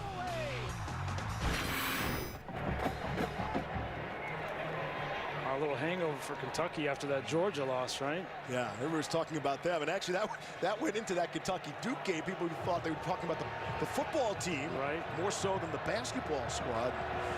Yeah, it seems like they've taken a little break. Here we go, minute 24 to go in the half. It's Chuba Hubbard on the ground. Mark Jackson made the stop.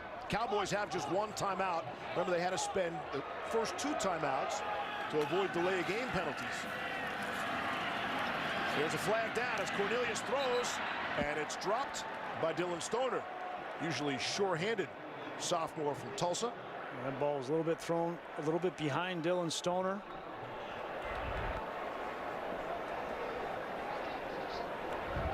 Offside, defense, number 18. 5-yard penalty, replay 2nd down. Plenty of time here for Oklahoma State. Correction, that results in a 1st down.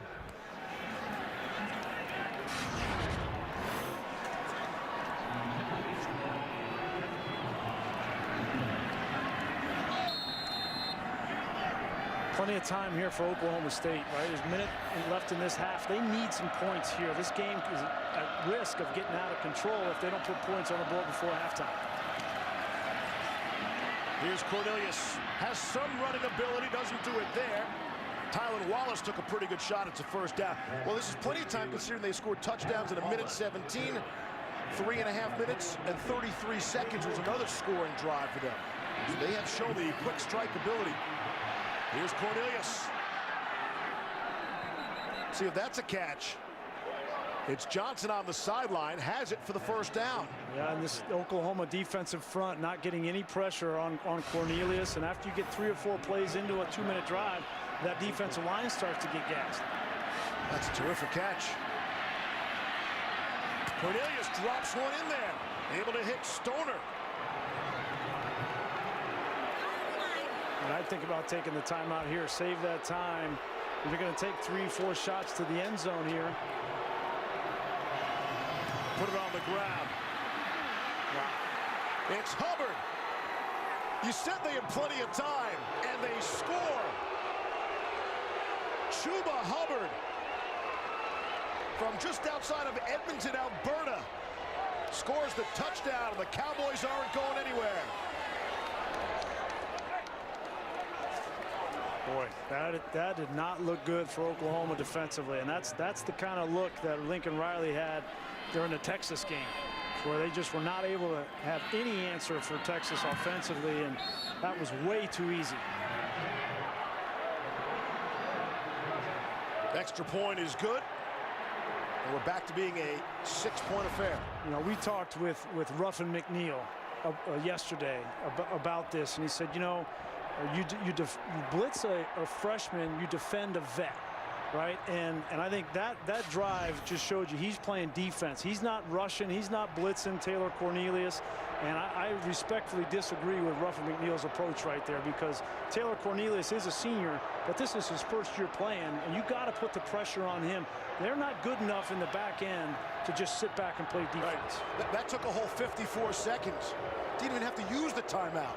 Think about that. But this is the kind of game we expect, more of the same. And again, talk about these playoff teams, these great teams around the country. They play defense, and we have not seen anything out of Oklahoma's defense. It looks too easy for both teams, but we don't have the expectations for Oklahoma State. There's no question that they have to play better. They're not going to get any new players. There's no free agency, right? Well, there might be a little bit of free agency now with the new rule and the 4-game rule. But when's the trade deadline? But you got to play with who you got. And right now, Oklahoma has what they have on defense. They're not getting pressure, and they're not covering well on the back end, and this is what you get. Here's Trey Brown. See what he gets. Just out to the 20-yard line. A flag comes in late. 25 seconds left in the half.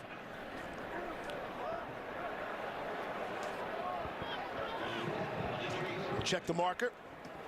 See if it's the old block in the back.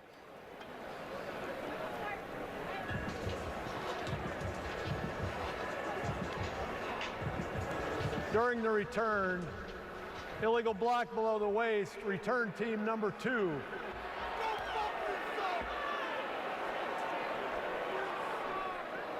Correction, illegal block below the waist, kicking team number 2.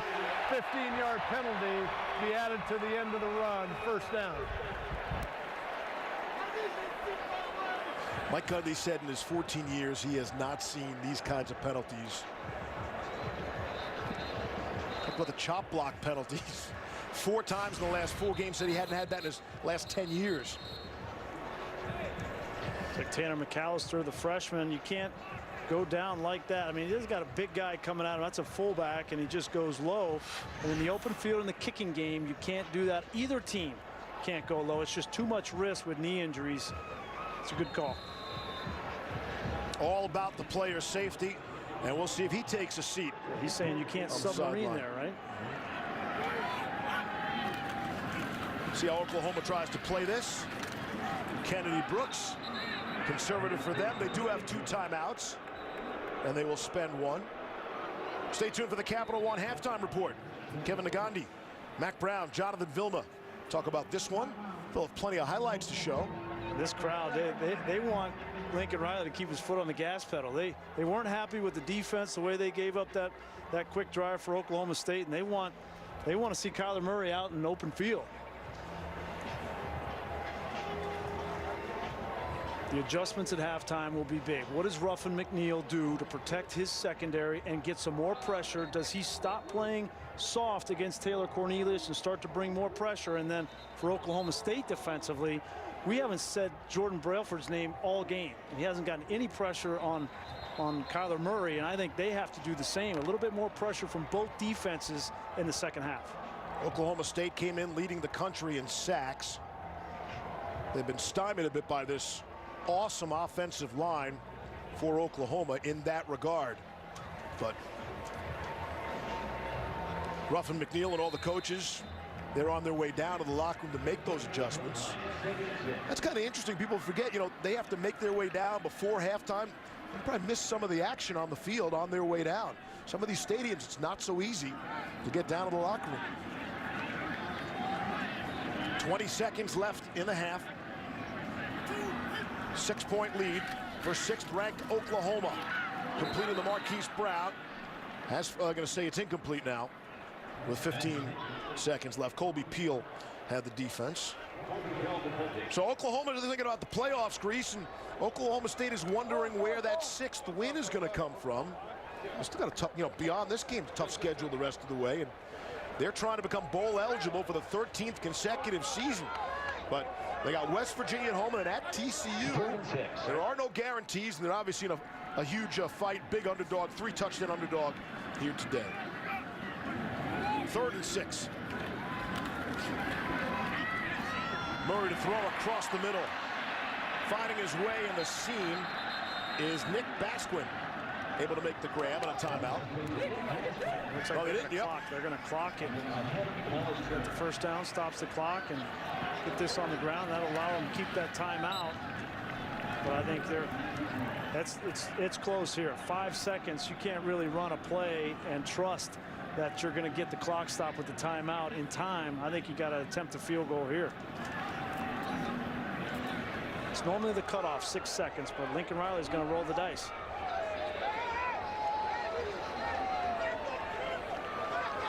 They would need to get to the 34 for Seibert if they can. Career long for him is 51. And it's Kyler Murray. It's too much time. You can't run more than 5 yards, and the clock's going to run out. And I think Lincoln Riley was telling Kyler Murray, listen, don't run around. You got to get down so I can call the timeout, and that's just a missed opportunity.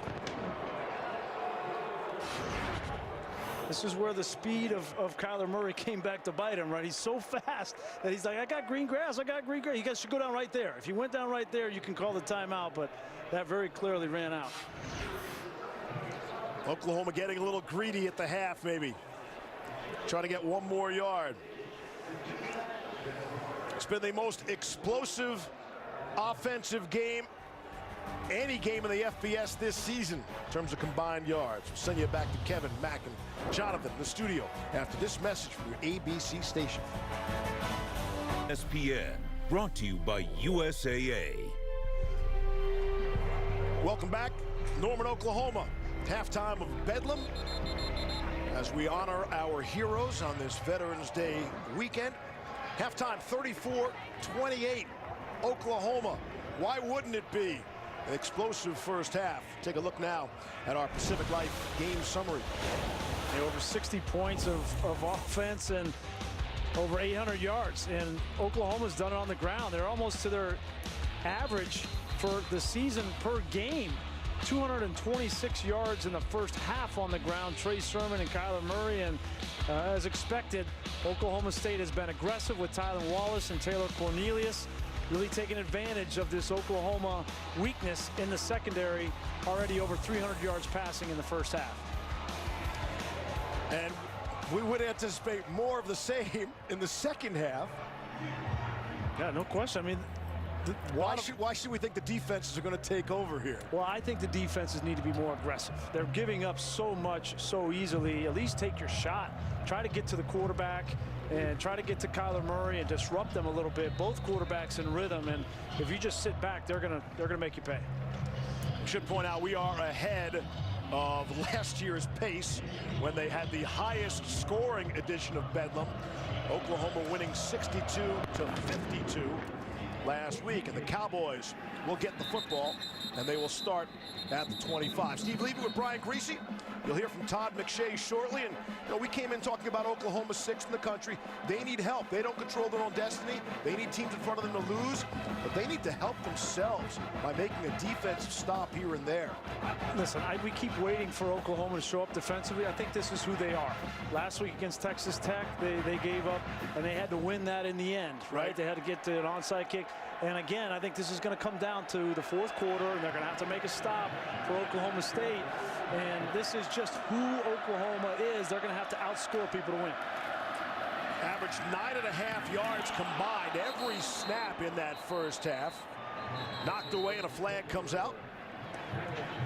And that's how we open up quarter number 3. Trey Brown had an opportunity for an interception there. He jumped the slant route. Ball was thrown a little bit low. Personal foul. Hands to the face. Defense number 72. 15-yard penalty. Automatic first down. It wouldn't have mattered. Bledsoe. Junior from Lawrence.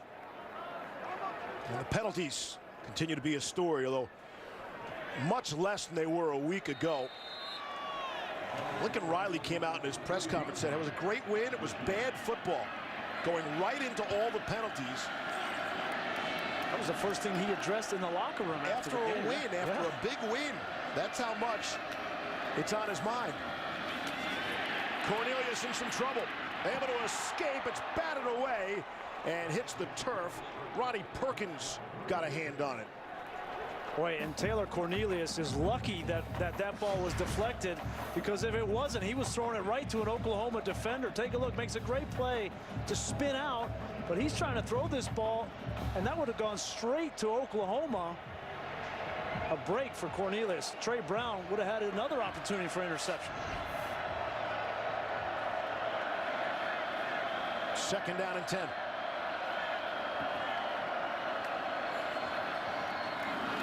Quick toss to Hubbard.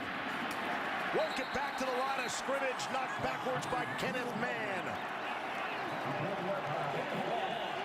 Right off the bat here, Steve, in the second half, this first drive, you see a little bit of a different approach from Ruffin McNeil. They're not having two safeties back. They're bringing the safety, Buki Radley-Hiles, up around the line of scrimmage, trying to get more pressure on Taylor Cornelius. Now in a third and long situation, you're going to keep these two safeties back here, and you're going to roll them over the top to protect the corners.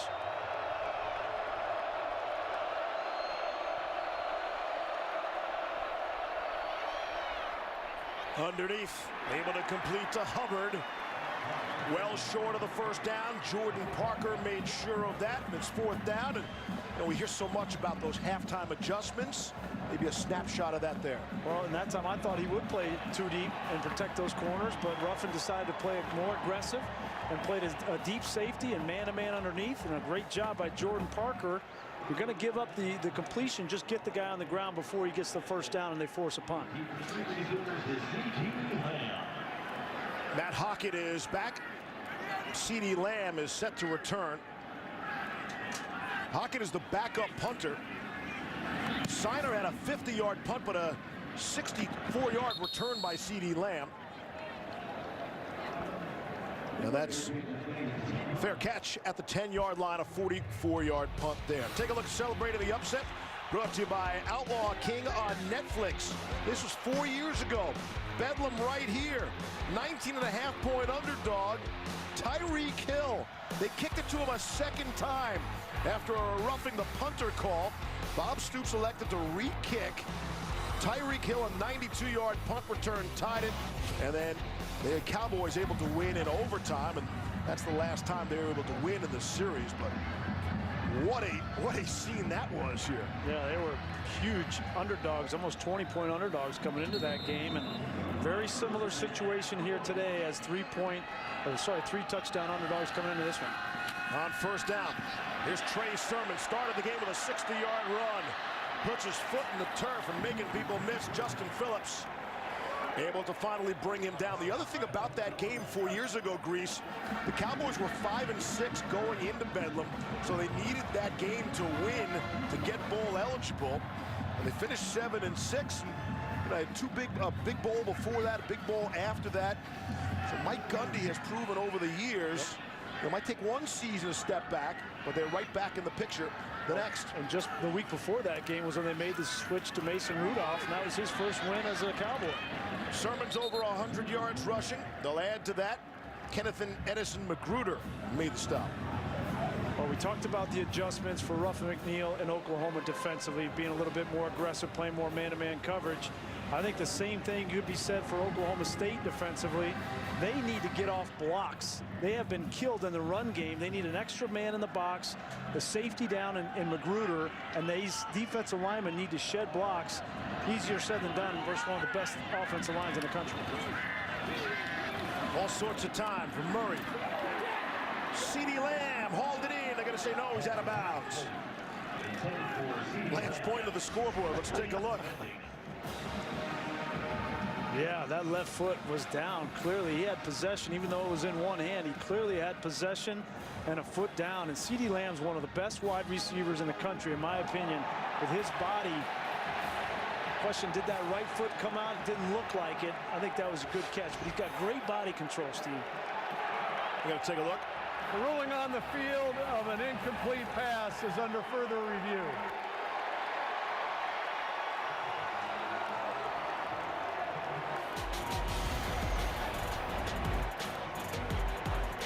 Big difference in yardage from their own 31. Or will we be at the plus 38? Find out when we come back. After review, the receiver got his left foot down inbounds with possession. It is a completed pass. First down for Oklahoma at the 38-yard line. Yeah, it is. Had that one all the way. 30-yard gain. What a catch by CeeDee Lamb, who flips the field all by himself. What a play. Yeah, great job along the sideline. Great awareness, great body control. It's good to see CeeDee Lamb get back involved in this football game.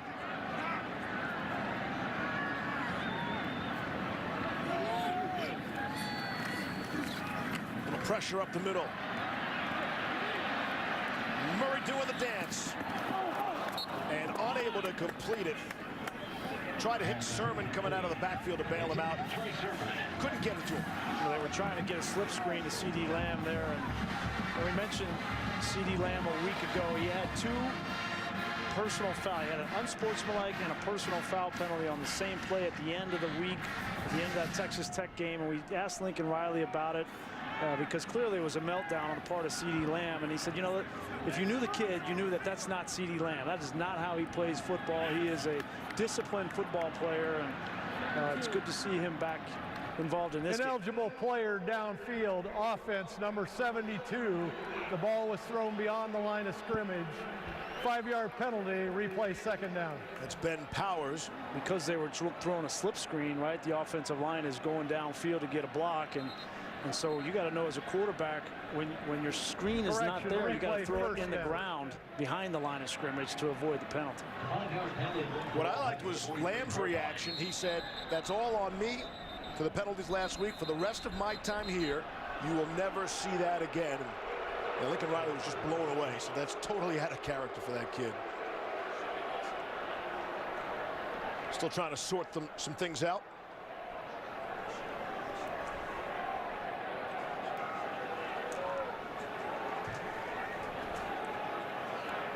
Oklahoma State has chosen to decline the foul. Brings up second down.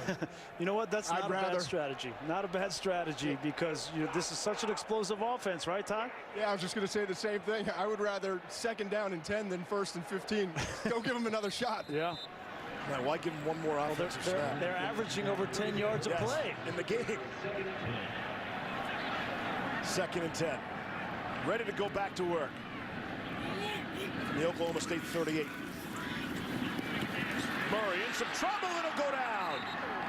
Kenneth Edison Magruder will get credit for the sack as Murray just takes a seat. That's a great job, great design. Edison Magruder, he's number 3 right here. He's going to come, he's got containment. Once he sees that it's a pass from the pocket, now he can come with pressure, and he had to come cautiously. I'll see how cautious he was in case Murray tried to escape, and he finally got him on the ground. First sack of the day for Oklahoma State. They came in number 1 in the nation. Oklahoma's been excellent protecting their quarterback. He'd only been sacked 10 times all season. Some of that's on the offensive line. Of course, some of that's on his escapability. He's a hard man to bring down when you catch him. Here's Sermon. For 5, Rodriguez. And Kevin Henry able to make the stops together. Yeah, really nice job there, and a decision to make here for Lincoln Riley. It's too long for a field goal attempt. It'd be about 55 or 56 yards, so he's going to go for it here.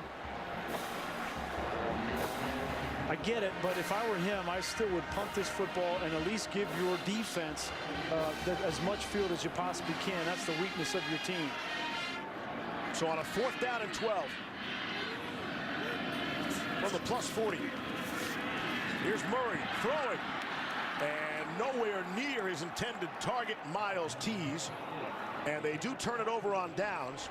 And so the Cowboys, trailing by 6, will take over with excellent field position. Yeah, and we'll see what happens, whether Oklahoma State is able to take advantage. But a great stop for that Oklahoma State defense exactly what you needed to do to get a stop coming out of the locker room at halftime and get good field position for your offense to start. And both can say that. Oklahoma had a good 3-and-out, too, in terms of their defense to start the third quarter. Tonight on ABC, all my Boston College pals are fired up. Game day was at Chestnut Hill. They'll be ready to go tonight. See how much a factor the crowd can be against number 2 Clemson. Best starting field position for Oklahoma State in the game. From their own 40. Cornelius to throw and complete to Dylan Stoner.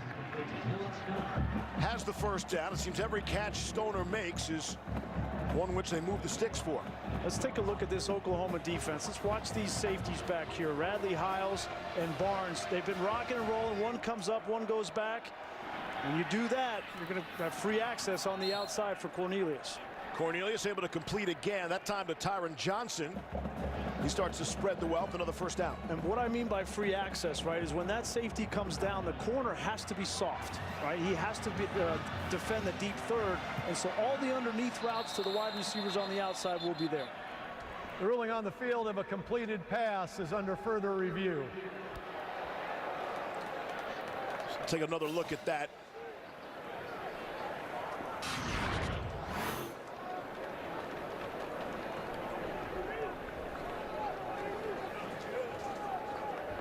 The umpire blocking your view on that replay, Michael Cooper. Tough to tell. Yeah, certainly didn't look like a clean catch right off the bat. The question was, did the ball touch the ground and help him to catch the football? But from those 2 looks, nothing conclusive. You know, Mike Gundy says we don't get 5-star guys here. Tyron Johnson's a 5-star player. Went to LSU. Wanted some more opportunities to catch footballs. Redshirt junior from New Orleans. Well, there was a lot of questions as to who would step up for Oklahoma State from the receiver position. Obviously, they lost a ton with James Washington and Marcel Aitman. And then J.J. McCleskey, remember, he left after 4 games, felt like he wasn't getting the ball enough.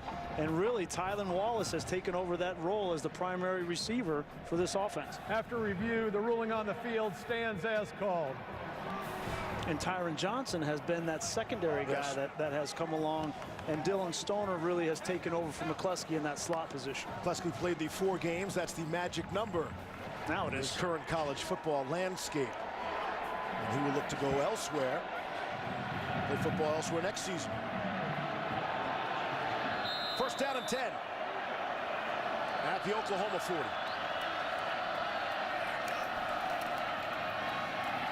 Here's Hubbard. Inching closer to another first down. It's an impressive Cowboys drive here. Well, that's a great first down run there. You almost gain 10, get another first down. So you're going to give them 9. But if Oklahoma State can run the football here in the second half, they'd be really dangerous. Cornelius on the move. Directing traffic and throwing. Had a man come open.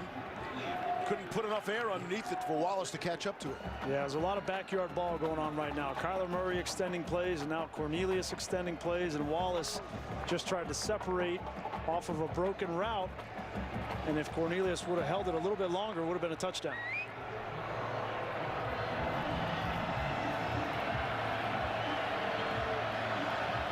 Safety, Buki Hiles coming down here. That's what gives you so much room out here to throw the football if you want it.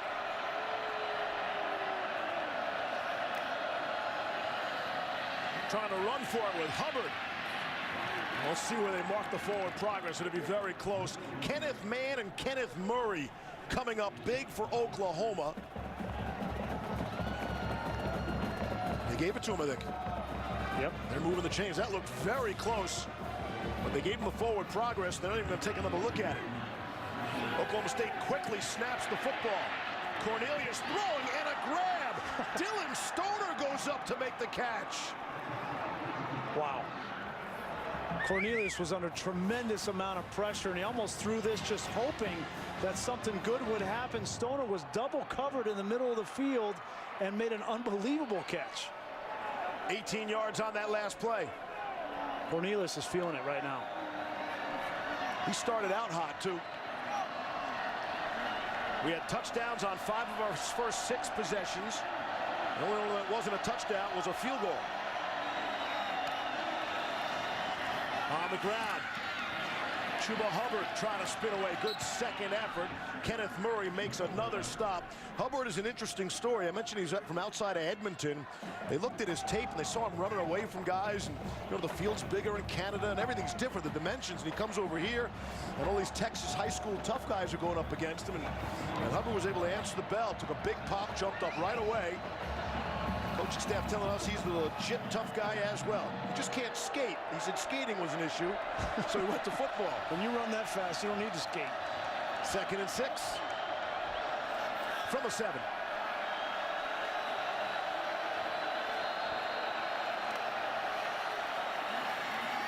It's Hubbard again, trying to turn the corner, and he's lassoed down. See where they mark him out. He could get a first down at the 1. It is Buki Radley-Hiles who made the stop. You see the speed here of Hubbard, a 10-4, 100-meter guy. He runs right around the edge of the defense and almost gets another first down, brings up a 3rd and short here. This will be interesting because Oklahoma State has not been very good this season running the ball in short yardage situations between the tackles. We'll see if they take this ball to the edge as well.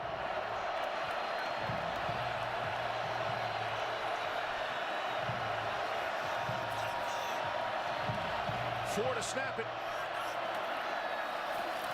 It's Hubbard. Good second effort. And he's in for the score.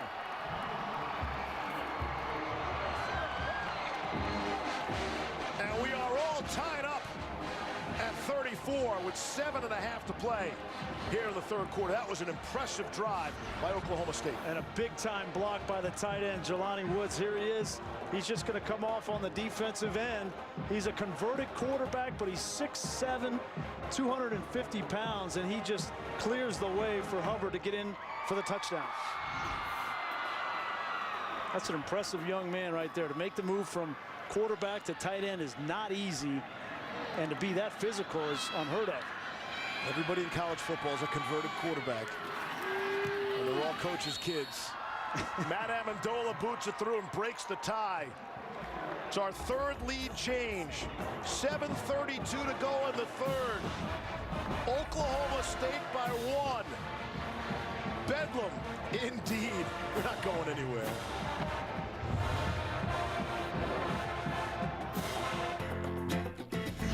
College football presented by Jared on ABC is brought to you by Mazda. Feel alive. Northwestern Mutual.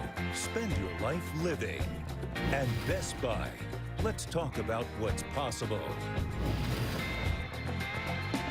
Bedlam 30 years ago.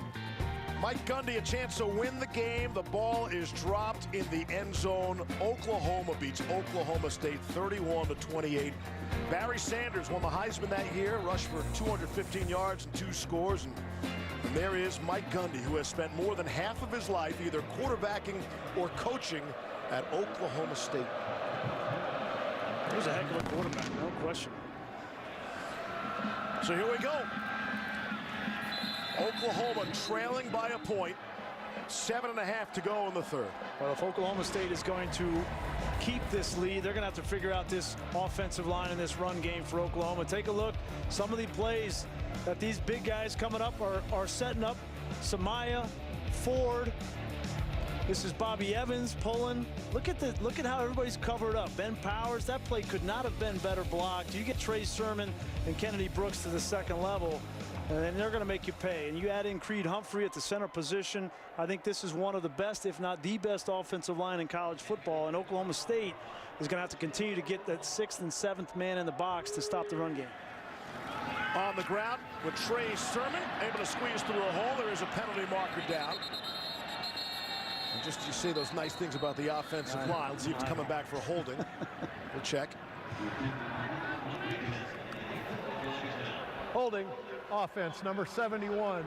10-yard penalty from the previous spot. Replay, first down. That is Bobby Evans. And again, the offensive line coach, he's the co-offensive coordinator, is Bill Bedenbaugh.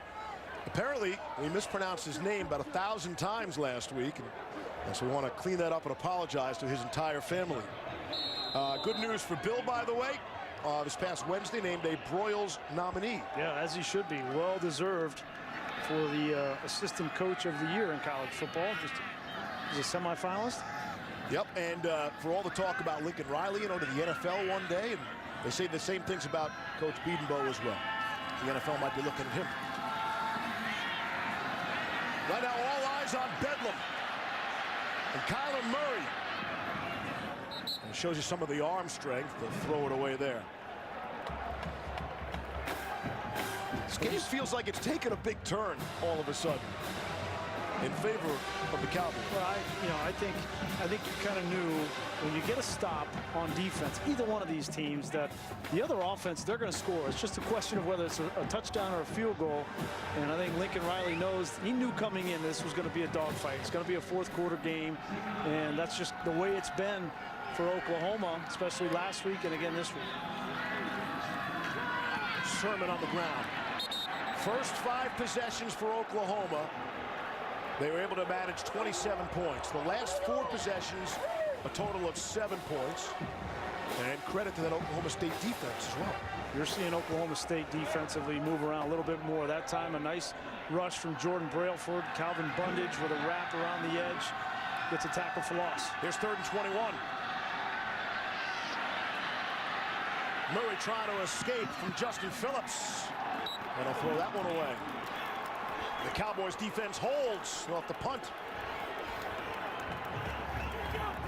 Back-to-back stops for Oklahoma State defensively, and you got to give credit to Jim Knowles, their defensive coordinator, who's a first-time defensive coordinator here for Oklahoma State in his first year. Came from Duke, where he was the defensive coordinator for 8 seasons. And he's got a much different approach defensively. Does a lot on the defensive side, a lot of different looks, and he's brought more pressure here in the second half, and it's helped him. There's a look at Austin Seibert. One of 3 players does all the kicking for his respective team. Kickoffs, field goals, and punting. And Dylan Stoner from the 42. Headed the wrong way, and he will be dropped at the 40-yard line. Matt Barry, take it away.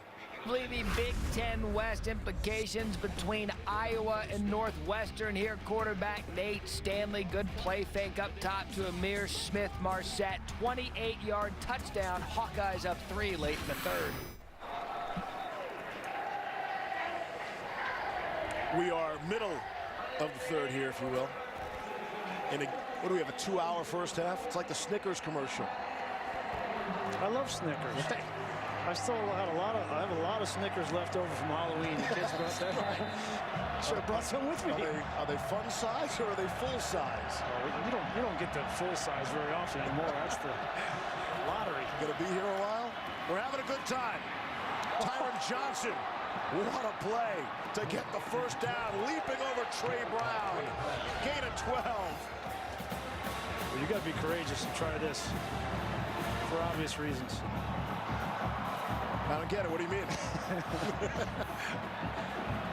First down and 10 there across midfield.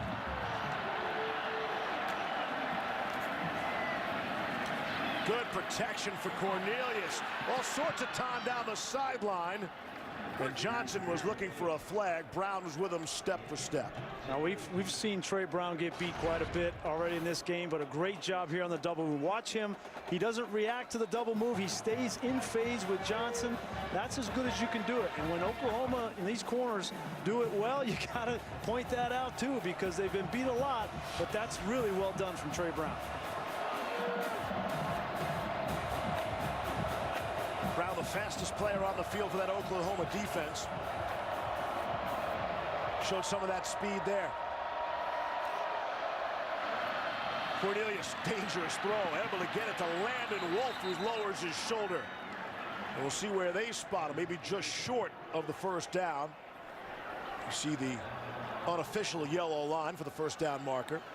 Both these sets of wide receivers on both sides are blocking tonight. They are not just catching the ball. We've seen CeeDee Lamb blocking on touchdown runs by Kennedy Brooks, and that time Tyron Johnson gets a big block on Trey Brown, which allows them to almost get a first down, but that's what Mike Gundy wants from his wide receiving crew. James Washington and Aitman were great at it a year ago, and this crew's taking over for them. They've had great wide receivers. They're the only school with 3 Biletnikoff awards. Justin Blackman got it twice, James Washington once. Dez was a finalist. And Tyler Wallace is on that Biletnikoff watch list right now. A couple of chain links.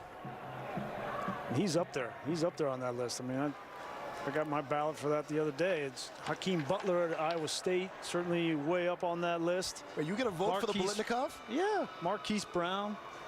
I know Todd has Marquise Brown, right? Todd, you got Marquise Brown up there in the draft stock?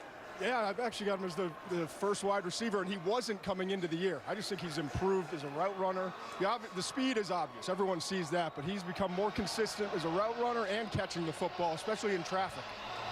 And Tylan Wallace, you didn't have him on your radar either. No, that'll be a year from now. He's only a sophomore, so we got to wait another year. But I mean, Wallace has been awesome. Yep. How about the 10 catches for 222 against Texas in that upset? Oh. Stepping up big with the contested catches, one after another. He's a big-time player. I look at that, Todd. I look at, how do these players, especially running backs and receivers, play in the big games, not against the bad teams. 3rd down and 1. Cornelius on the quarterback keeper. Don't know why we don't see that more often. And they get the 1st down. Boy, and that got this offensive line fired up. We haven't talked anything about this Oklahoma State offensive line, but Marcus Keys is their leader up front. Started 33 games for them, and at 310 pounds, they ran right behind him. He was a first-team All-Big 12 guard last year in the Big 12. Cornelius was under center for that snap, too. Earlier this season, the game against Texas, people were wild. They ran out of the eye. That's something they hadn't seen a lot in Stillwater. Off the play fake. Under pressure. And skips it to Wallace. And it will go incomplete. Cornelius moves better, Grease, than a guy who's 6'6" and 232. Yeah, no, he's got a long stride. He's not as quick. His movement in the pocket is not as sudden. But once he gets going, we haven't really seen much of that in this game tonight. He hasn't been keeping the ball on those zone reads. Maybe they're saving that for the 4th quarter. But when he gets ahead of steam, he's hard to get down. 2nd down and 10. Coming up on 5 minutes to play, 3rd quarter. Number 6 in a ball game. Hubbard will get sent back to the line of scrimmage. They'll give him forward progress for a couple. Kenneth Murray making the stop. It was when all the questions were being raised about the defense and Mike Stoops was let go and the move to Ruffin McNeil that Kenneth Murray said the brotherhood of that Oklahoma defense is at an all-time high, trying to keep this unit together. They need a big play here. 3rd down and 8. This is the time where Curtis Bolton, the linebacker, number 18, who's one of their better pass rushers. Here he is right here. They love to bring him in rush situations. Here he comes. Oh, great call, Grease, right on it. It's Curtis Bolton to the rescue for the Sooners. Bolton's 2nd sack comes in a perfect spot for Oklahoma. That's his 5th sack on the season. Here he is right here. They just like to move him around. He's got a unique, quirky ability to rush the passer as a linebacker. He's only 218 pounds, but he's slippery. That time they didn't even block him, and an easy tackle for loss. I mean, Marcus Keys just moves right to the right, almost allowing Bolton a free path. 4th down and 12. They'll punt it away. Hockett from about the 47. See if he can pin him down deep. CeeDee Lamb, the fair catch at the 7-yard line. Well, not only did that not allow them to get the 1st down, but maybe more importantly, took them out of field goal range, the big sack from Bolton.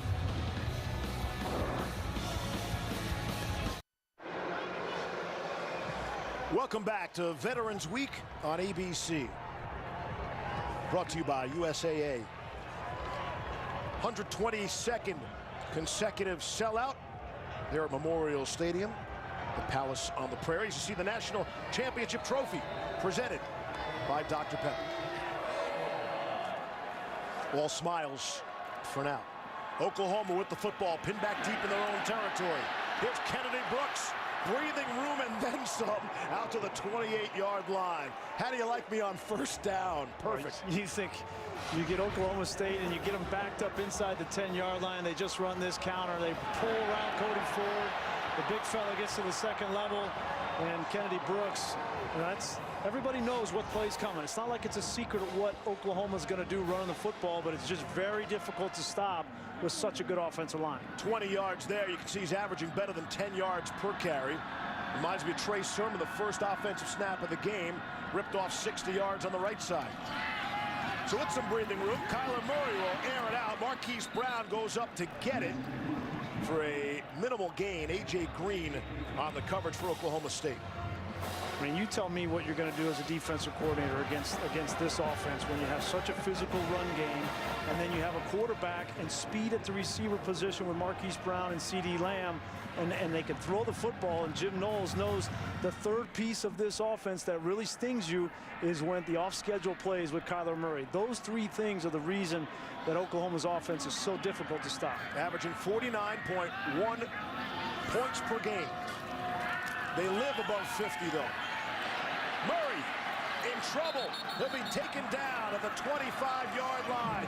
Kenneth Edison Magruder has quietly had an excellent game for the Cowboys, able to bring them down. Great job on the second level. Look at the coverage. Murray wants to throw to the right. Right now, he wants to throw it. There's nowhere to go. We got a linebacker over the top, and that's what gives Magruder the opportunity to get the sack. Great coverage downfield from Oklahoma State. Second sack of the game for Edison Magruder, the senior from Houston, Texas. Already got 10 tackles. We haven't started the fourth quarter. 2nd and 6.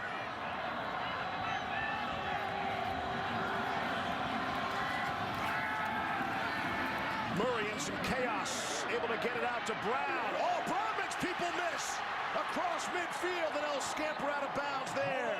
Marquise Brown, slippery for 25. Yeah, Rodarius Williams there, number 8, the corner. That's who needs to make this tackle. This is the 4th or 5th time that Marquise Brown has caught this little shallow cross, and there comes Williams. He overplays it and gives up an extra 20 yards. Green and Williams, and neither one could come up with the play. Just across midfield.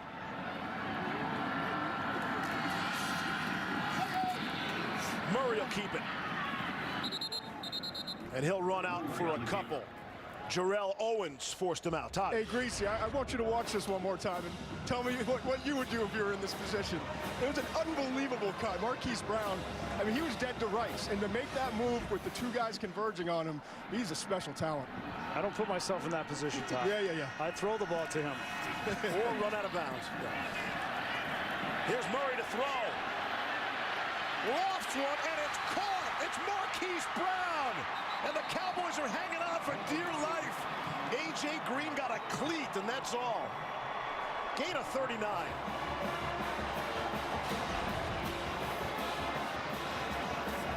Todd talked about his route running, and it's just a double move on the outside. A.J. Green bites. The ball's a little bit underthrown, but Marquise Brown comes back and makes a nice play. Low snap. Murray able to keep it. And then get off to Kennedy Brooks. Good play by Murray to handle that snap. The final 20 seconds of the third quarter.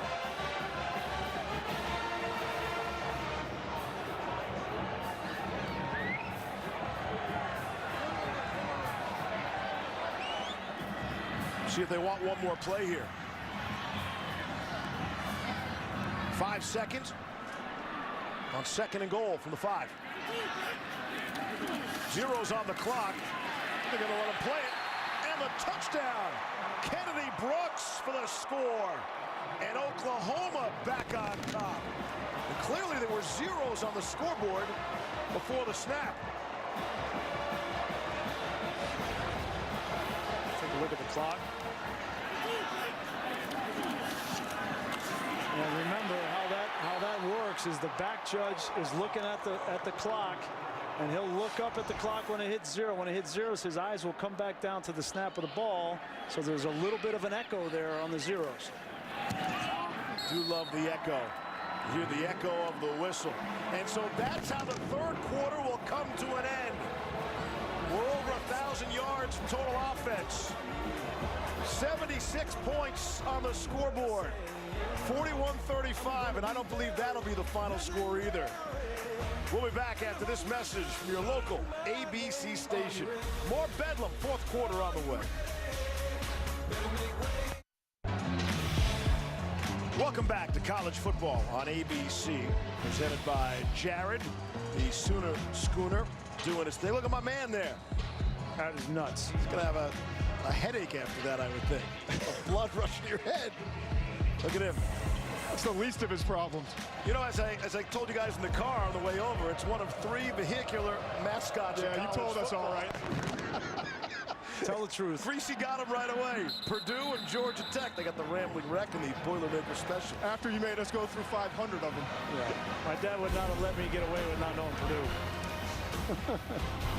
Monday night, Odell Beckham Jr. and Saquon Barkley head to San Francisco to take on Nick Mullins and the 49ers. Who? Nick Mullins. Okay. You know who he is after last week. 1-0. Impressive. Giants-Niners, 8:15 Eastern on ESPN. Streaming on the app. One of those great games of the 90s they had. Here's Jim Burt. 49ers Giants in that great rivalry. All right, we open up quarter number 4. 6th-ranked Oklahoma with a 6-point lead. And the Cowboys come out throwing and completing to Chuba Hubbard, who's been excellent. All-purpose yards, he does it all. Had 111 all-purpose yards in the game against Texas. And he's been a factor in the backfield there. Well, he's just such a great threat out of the backfield, catching the ball and then running it. He's been effective too. I think you see who's the heir apparent to Justice Hill. It's obviously Chuba Hubbard, and now Taylor Cornelius starting to push 400 yards passing in this football game.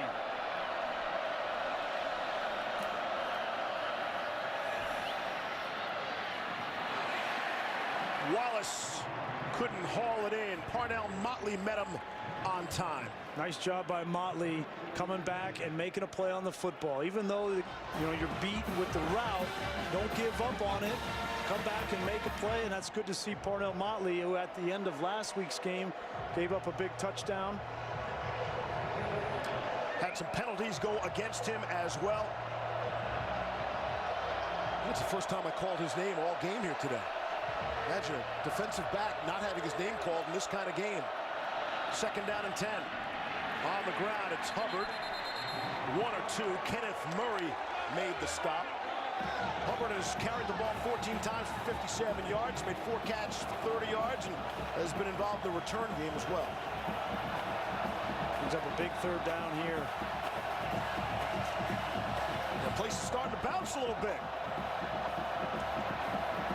As Knight rolls in. Norman, Oklahoma. And this defensive line gets some pressure. 3rd and 9, here they come, trying to set up the screen to Hubbard. Has 1st down yardage and more. Chuba Hubbard perfectly set up. Good job by the offensive line, getting the blockers out in front. The screen is perfect. Well, not only the offensive line, but that Tylan Wallace at the receiver position. Watch as this screen develops. You'll see him come from the outside. He's on the right side. The ball is complete, and here comes Wallace right there. Gets the block to seal the 1st down for Hubbard. It's a 19-yard gain.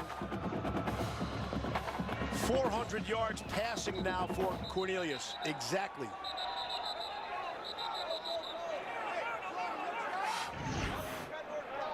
Looked like Oklahoma had a player down. Jordan Parker. Both teams went to the sideline, and now officials calling them back out as Parker got up and walked off the field.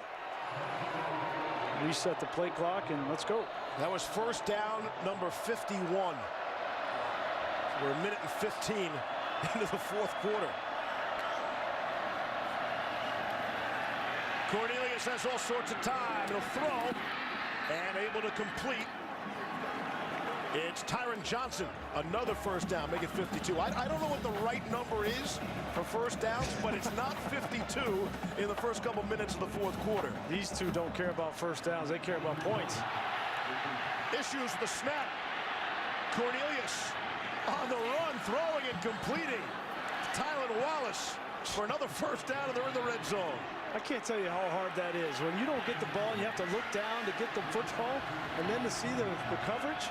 And they go fast. That's Wallace on the outside, and they're inside the 10.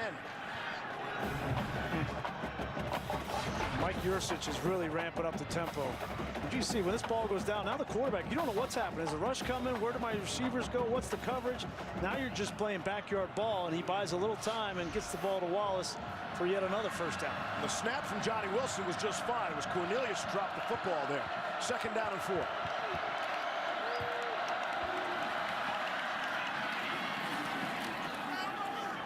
Another first down. L.D. Brown, his first carry of the game and 11th of the season. Richard, sophomore from Dallas, checks in. I don't think we've had, Steve, a turnover in this football game. And neither one of these defenses has really challenged, whether it's an interception, fumble. Neither one of them have got many turnovers on the season. Oklahoma only has 7 coming into this game. And that's 123rd out of 130 teams in college football. They desperately need a turnover. First down and goal. Cornelius will throw back to the end zone, and it's knocked away. Looking to go to Tylan Wallace, and it was Motley there with the excellent coverage. This is the matchup that Oklahoma State wanted. Wallace on Motley, and Motley just gets enough there, gets that hand up. It's a good no call by the official. Both the offensive player and defensive player were pushing off, and give credit to Motley. Motley was so upset with his play a week ago, and the coaching staff had to remind him, hey, we won the football game. We won. They try to just move on to the next play. Here is the next play. 2nd down and goal. 3 to snap it. They get it away. It's Hubbard, able to slice through for the score.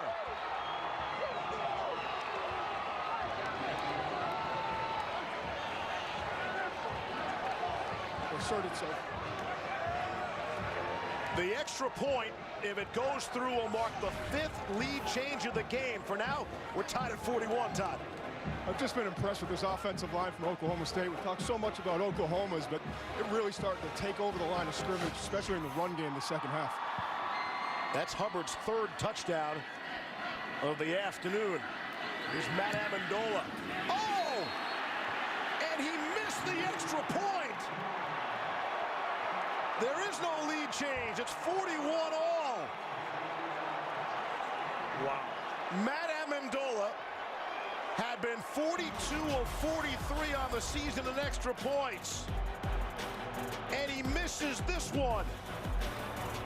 His slump continues in a big way. 41 all. Let's go back and look at the 2 misses from Matt Amendola. This was a field goal earlier in the game. He hooked it. And then take a look at the hold here. He doesn't spin the laces out, Steve. As a holder, you got to get that ball down and spin the ball so the laces are facing away from the kicker's foot. And that time, Matt Hockett, the backup punter, the redshirt senior, didn't spin the ball. It may have affected that extra point. Most of America is saying Ray Finkel wants the laces out from Ace Ventura, but that'll be lost on you, Grease. Here's Trey Brown. Nothing doing. Amendola is now 117 for 120 career extra points. That Barry knows what I'm talking about. Steve Levy now for the All-State Mayhem moment. There is never a bad time to promote SportsCenter. Even in the middle of a Quadri Allison 97-yard touchdown run in which he throws Vatech defenders on the ground. ACC Coastal leading Pitt wins 52-22.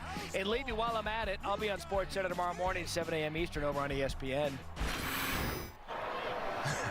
Shameless. Self-promo there.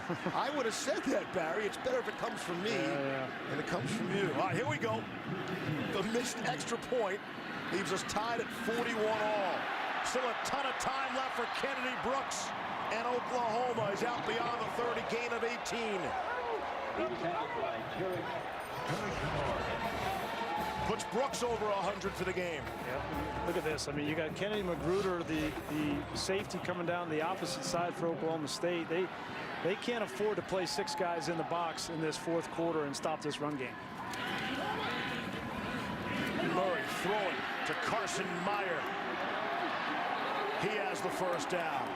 And Jamison Magruder was trying to drag him for a few extra yards on his back. Shows you the strength of Carson Meyer. Let's just clean up that last extra point. Yes. By the way, I don't care if the laces are in or out. That's the kicker's job to get it through the uprights. And it's an extra point for crying out loud. Right. And it's not the NFL extra point. Kyler Murray able to hang on to it. Did you see that at the mesh point? That was almost a whole lot of trouble at the mesh point. You love those buzzwords, don't you? Nub tight end. Now you know what free access is. You're good there. Gain of 11. That was almost disastrous for Oklahoma. Murray keeping it at the end. So hang on. So that's on. You're putting it on the holder or you're not? I'm trying to tell you what is supposed to happen. The holder's got to spin it and the lace has got to be up, but the kicker has to make it no matter what. Got it. On the extra point. Kennedy Brooks taken down by Calvin Bundage. 11 minutes to go here in the fourth quarter. And both of these defenses are on their heels. And this is going to be back and forth in this fourth quarter. I wouldn't be surprised if we start pushing 60 points towards the end. Crowd is yelling. They want a face mask on Calvin Bundage. We'll see it from that look. We would agree with the crowd.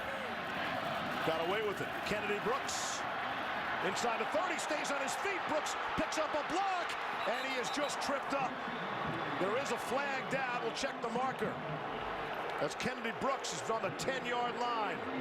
Gain of 26. I think it's coming back.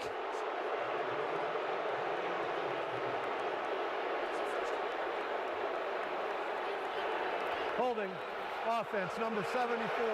10-yard penalty, replay second down. We've had 2 penalties on left tackle Bobby Evans. This is the first one on Cody Ford. He's going to pull around to lead for Kennedy Brooks, and his job is to get the outside of that. And that's a poor call, a really, really bad call. And I get it. When a defender goes down on the ground and you're engaged as a lineman, that's all that the official sees. But that was not a holding call. And Mike Schwab, our director, with the excellent cutaway. Immediately, I'm thinking, show me Lincoln Riley. And Riley appears on your screen because you want to see the instant reaction. And Riley was just looking down at his call sheet. He is forever cool and calm. 2nd and 13. Under 10.5 to play. Both Sermon and Brooks in the backfield. It has to be because they're the only healthy running backs Oklahoma has. Murray does a little dance, and he's going to be spun around for a loss. Dropped in a big way. Eamon Ogbong Bimiga able to make the stop. Amen on that. Great coverage downfield. Marquise Brown is who Kyler Murray wanted to get. You're going to see he's looking downfield. Marquise Brown ends up being double covered. Here he is. This is Marquise Brown, and you see both of these defenders. That was great coverage downfield. And then Amen gets in the backfield for the sack. Really, Amen? That's his name. That's his first name. Yeah. I'll do the first. You do the first names. I'll do the last names. Perfect. See how it works. Ogbonamiga. Went from a first down run to 3rd and 21. And Murray is stopped by Cole Waltersheim. Boy, and you mark this in the course of this game. That phantom holding call on Cody Ford should not have been a holding call. Brooks was down to the 10-yard line, and Oklahoma was going in for another touchdown. And instead, they go backwards and now have to punt.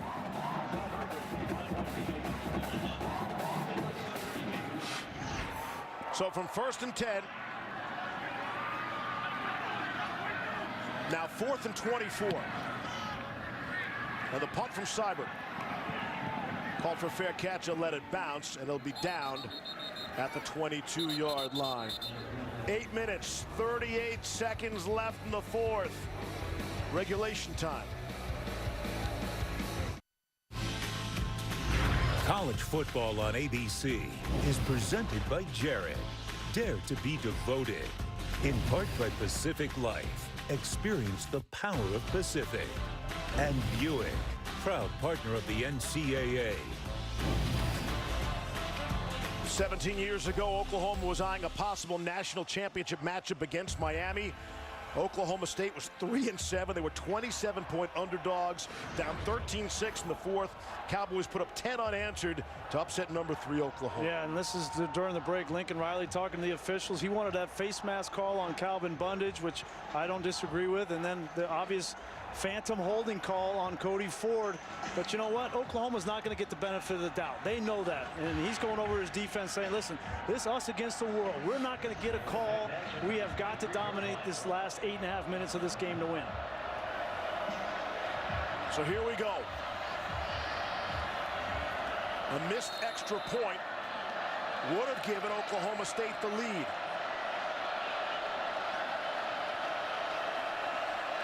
First down and 10 from their own 23.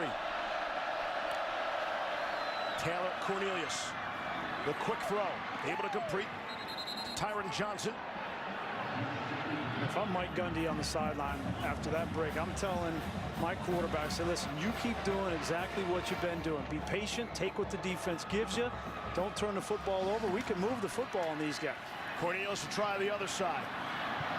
That's Tylan Wallace, couldn't come up with it.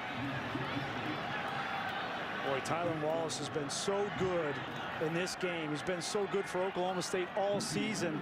And in the fourth quarter, with the game on the line, you got to make that play. He's been targeted 14 times tonight, Grease. 7 receptions. Johnson has 9 catches on the night. Cornelius already a career high, 448 yards passing. 5th-year senior in his first year starting. Looking to make his mark in his opportunity, Todd. You know, we've seen issues in the secondary all season long for the Sooners. It's been interesting to watch tonight. There have been several times where Brennan Bradley-Hiles, the freshman nickelback, and Parnell Motley, number 11, who's really struggled throughout this season, have been getting after each other, yelling and screaming about communication issues. It's something to keep an eye on as we get under 8 minutes here in the fourth quarter. 3rd down and 6. Looks like a man-to-man coverage underneath and 2 deep safeties. Cornelius gonna run for the first time, has the first down and slides across midfield. You get that 2 deep man under, and Taylor Cornelius recognizes it, and that's exactly what you want him to do. Once that hole opens up in the defensive line, there's nobody left for the quarterback. That was a long slide. They say he started his slide out at the 47, so not across midfield. Picked up 9 on that play. And we talked about his ability to run the football. He's got that ability in the run game, but in the fourth quarter, when the defense gets tired, when the quarterback begins to run and use his legs, it can be a real weapon. There's an injured player down. It's Neville Gallimore, the junior from Ontario, will step out. 7.5 to play, all tied. Welcome to Veterans Week on ABC, brought to you by USAA. With the ball spotted at the 50, we're all tied at 41. How even things are. Tonight, ACC showdown. Trevor Lawrence and number 2 Clemson. How will they handle Boston College and that BC home crowd? 8 Eastern, right here on ABC and the ESPN app. Neville Gallimore will sit out for a play. Dylan Famatu will replace him at the nose. We'll see for how long. Hubbard is blown backwards, and it is Famatu able to make the play. Welcome to the football game. Redshirt junior from Norwalk, California. And Gallimore goes right back in after limping off the field the previous play. I might have left Famatu in there. Last time, Ruffin McNeil decided to play 2 deep man under in 3rd down situations, and Cornelius beat him with his feet. We'll see if they decide to do the same thing here. 3rd and 7. Straight handoff up the middle to Hubbard, and he has it. And they keep pushing the pile. And that's the 60th first down, and maybe the most significant of the game to this point. Great job by the center, Johnny Wilson. Got a block coming off the line of scrimmage. Here he is, and he's going to get up to the 2nd level. Great combo block on the linebacker, Murray. And when you're 3rd and 7 and you can just turn around and hand the football off on the inside run and get a first down, you really know all things are clicking. Maybe they're tired of hearing you praising that Oklahoma offensive line. They want some love for that Cowboys offensive line led by Johnny Wilson. Last 2 first downs for Oklahoma State via the rush. Have the Sooners defense guessing. They'll keep it on the ground with Hubbard for 5 more. Down to the 35, and the football comes out. Let's see. Oklahoma has it. It's Kenneth Murray, and that's the first turnover of this football game with 6:09 to play and tied at 41. What a time for a turnover. Well, you got 2 players still down on the field. There was a wild collision in the middle there. Hubbard got hit hard. We're going to have to go back and take a look if he was down before that football came out or whether it was an actual fumble. Again, the ruling on the field is important. They called it a fumble, but a huge play in the course of this game, obviously. Let's watch it again. That's Gallimore, 90. Back in the game after being shaken up. He's on the bottom of that pile. Gallimore made the hit there. The ball clearly came out and was recovered immediately by Oklahoma. And Gallimore and Hubbard are the ones that are down.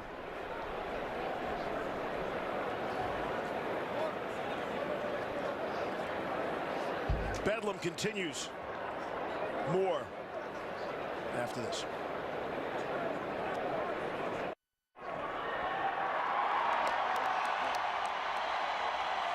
Perfect timing. You're back just in time. You're looking live now. Neville Gallimore just getting up to the ovation of the crowd. You see requiring some assistance there. Yeah, he went down awkward, Steve. He was trying to make that tackle. Looked like he got bent backwards. Chuba Hubbard was also injured. He was the ball carrier. The football came out. On the field, they called it a turnover. The first of the game in Oklahoma's football. We got a lot to unpack here. Let's first take a look and see what happened to Gallimore.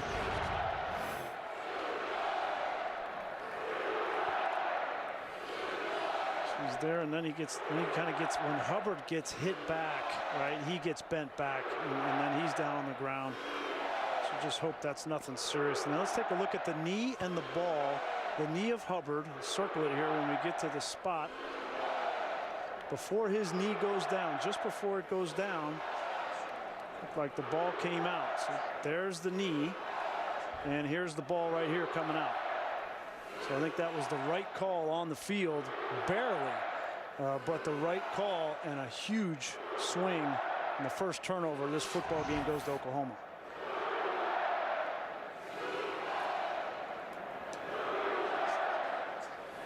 We're hearing from the instant replay booth that the call on the field will stand. It will be Oklahoma football after the first turnover of the game. And give credit to Oklahoma defensively. They were on their heels. Oklahoma State was running the football between the tackles. Hubbard was wearing them down. They were giving up third downs, and they got the turnover when they needed it. It looked like it may have been Curtis Bolton that came in and ripped that football out and gave him new life. Sooners trying to fire up their crowd. The ball at the 36. First down and 10. 6:09 to go in the fourth. Kyler Murray. Quick pass to Marquise Brown down the sideline. He's got first down yardage, and then he'll run out. Could add 3 or 4 more if he wanted. We're over 1,200 yards of total offense.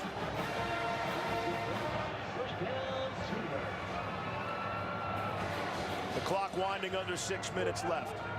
This is typically the time of the game where Lincoln Riley likes to lean on that offensive line in the run game to take time off the clock and to wear out defenses. They did it last week against Texas Tech in the fourth quarter. Here's Kyler Murray. He'll be tripped up. Wound up going for a gain of about 3. Waltershot able to get just enough of it.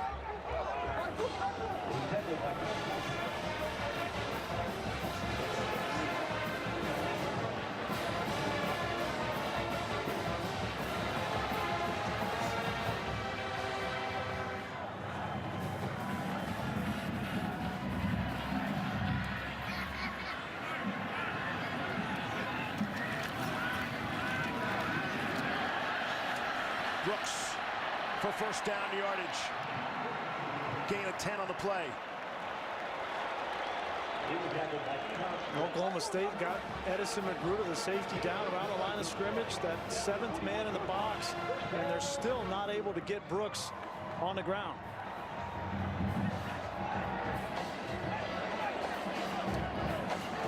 Everybody's got all 3 timeouts remaining.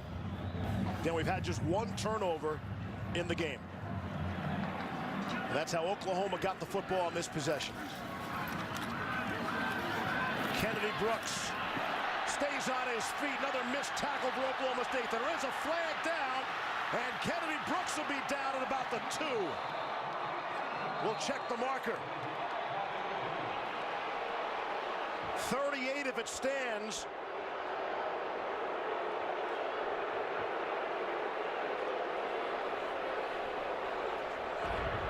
Personal foul, hands to the face, defense number 1. Penalty will be half the distance to the goal from the end of the run. First down. Lincoln Riley approves.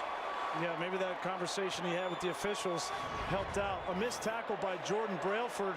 You're going to see him. He's right here. He needs to make the play in the hole on Kennedy Brooks. This would have been a no gain. He misses this tackle, and then Calvin Bundage gets caught with the hands to the face, and Oklahoma is in business inside the 2.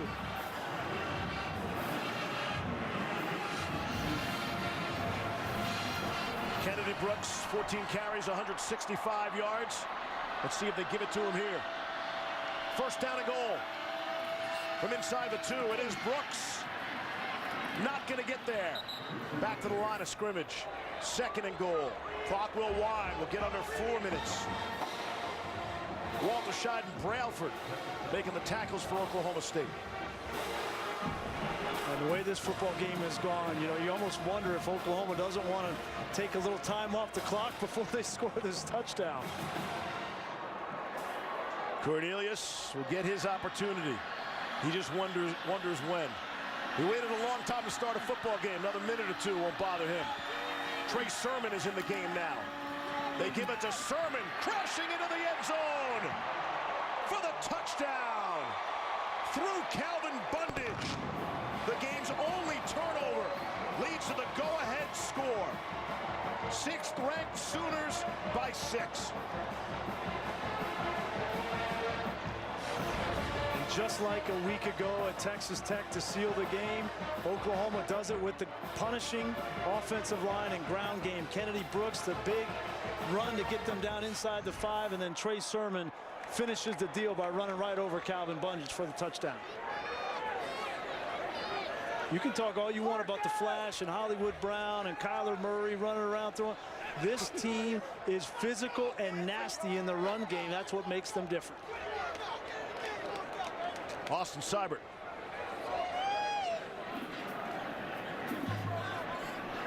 Will set to kick the extra point. The Big 12 career leader in points.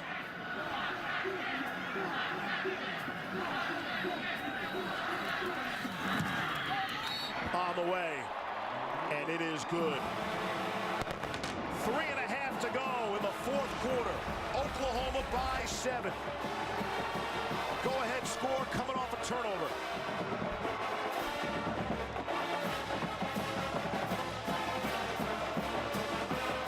And then it's Trey Sermon with the finishing touches.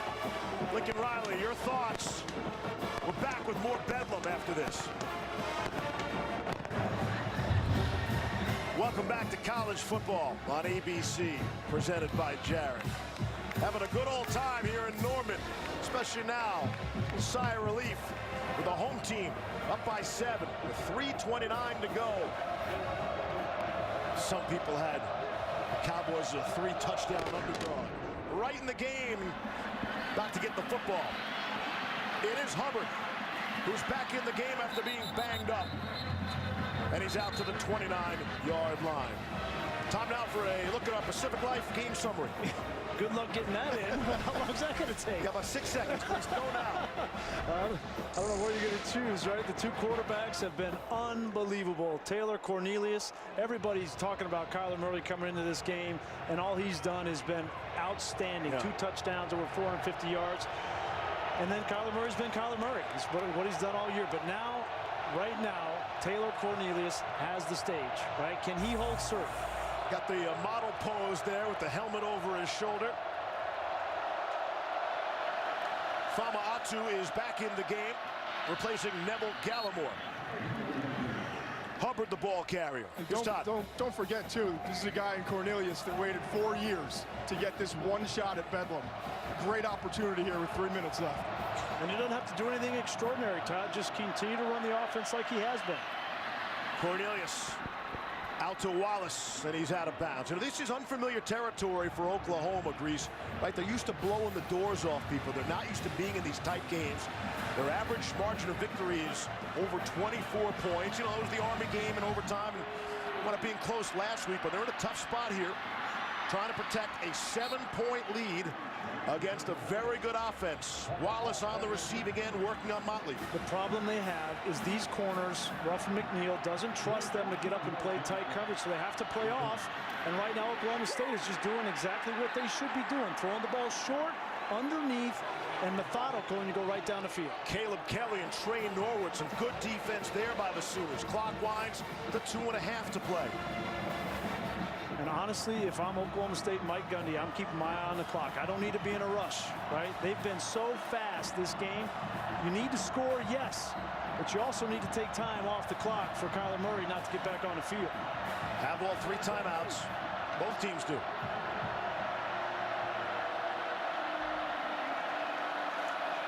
Too deep again, man under. It's where the quarterback can use his legs. 2 to snap it. Just get it away in time. It's Hubbard up the middle. It's Hubbard staying on his feet. Chuba Hubbard able to go through Curtis Bolton. This is just a cat and mouse game. If they're going to play off on the outside, he's going to throw it outside. If they play too deep, he's going to come underneath. Gain of 20. It's Hubbard again. Running Hubbard up the middle has been their best play, their best offensive play. He's over 100 yards now. And honestly, if I'm Lincoln Riley, I think about calling a timeout and giving my defense a little bit of a break. I know your offense doesn't need it as much right now as your defense does. But they're actually getting an opportunity to substitute here because Mike Gundy did.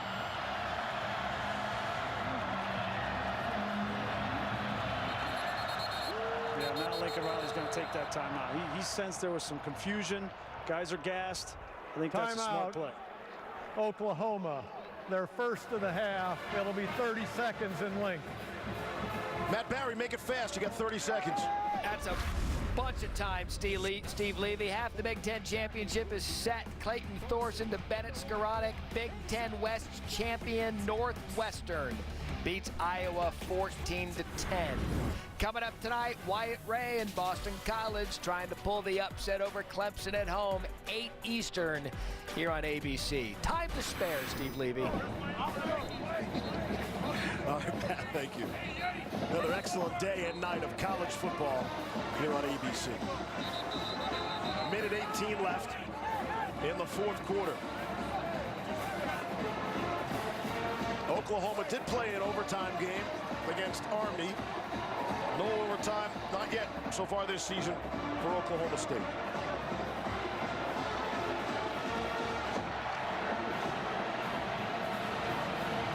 We're over 1,300 yards total offense. And you know it's going to be a play on defense that decides this game.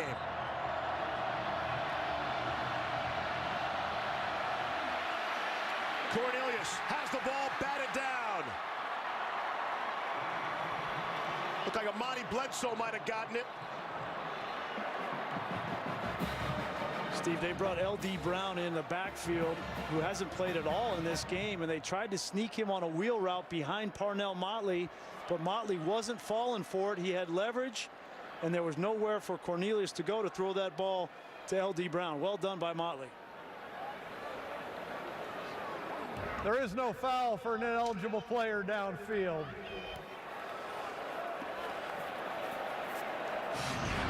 There's L.D. Brown, number 7, coming out, and see the tip pass there, and there's Motley in great position, nowhere to throw that football. Brings up a 3rd and 7. would think, obviously, 4-down territory, so you don't have to get all of it.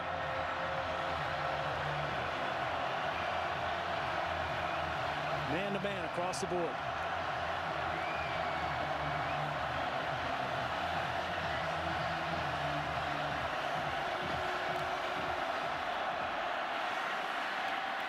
Cornelius underneath, juggled and dropped. Chuba Hubbard could not hang on. And it's 4th down. Curtis Bolton blew that play up. It's a good throw here. Chuba Howard not able to bring it down, but I think Cornelius could have run for this 1st down, Steve. If not, at least bring up a short 4th down situation.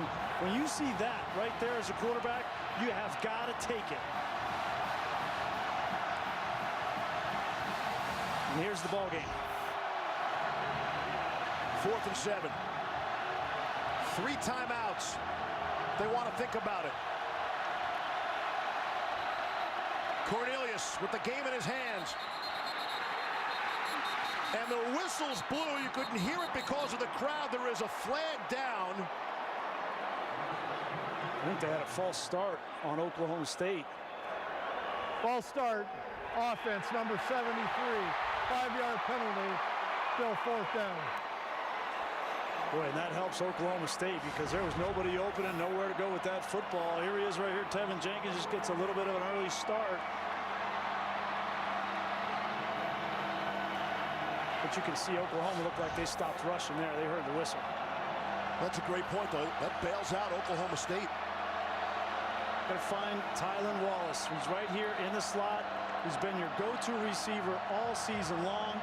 And now Oklahoma's going to play a soft 2-deep coverage. Should be able to find windows underneath that. Russian 3. Cornelius steps and fires, has a man, it's caught! It's Tylan Wallace indeed for the touchdown! And we are an extra point away from a tie football game. An extra point that Matt Amendola missed on his previous try, with 63 seconds left in regulation. Wow, big time throw and catch. And when you have 4th down, take it to your best receiver. He's been there for you all season long. Great job. And now the question is, do you want to go for 2 a la Dana West Holgorsen. Virginia and Dana Holgorsen? I completely agree if Gundy decides to go for 2. 3 seconds on the play clock. Call the timeout, get the right play called, but your defense has been a sieve the entire game. And Todd, I don't know, you agree with this? I certainly do. Absolutely, and just, you got to remember too, what's the headspace of your kicker? Amendola struggled all day, he struggled for a couple of weeks. I think you go for 2, and I don't think you think about it. And the holder too, Todd. The holder, Matt Hockett, was the one who didn't spin the ball and let the laces out. So both of those guys, although you'd like to think they could execute an extra point, you're not going to make a decision based on that. I think this is all about being aggressive. It's in Mike Gundy's DNA. He saw what Dana Holgorsen did a couple of weeks ago for West Virginia, and he's not going to hesitate. You could read Holgorsen's lips prior to that. Go win the game is what he said to West Virginia, and they did. There was a timeout, penalty flag, had to go and do it again, but Will Greer made it happen. And what are you going to do? You're going to put Tylan Wallace, again, probably line him up on the outside. And if he gets a one-on-one opportunity with Trey Brown, which it looks like he might, here's Trey Brown and here's Tylan Wallace, why wouldn't you throw the ball up and give him a chance? Now, the game wouldn't be over. Oklahoma would still have plenty of time.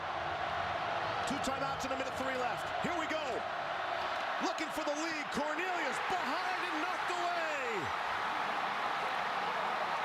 Trey Brown on the coverage.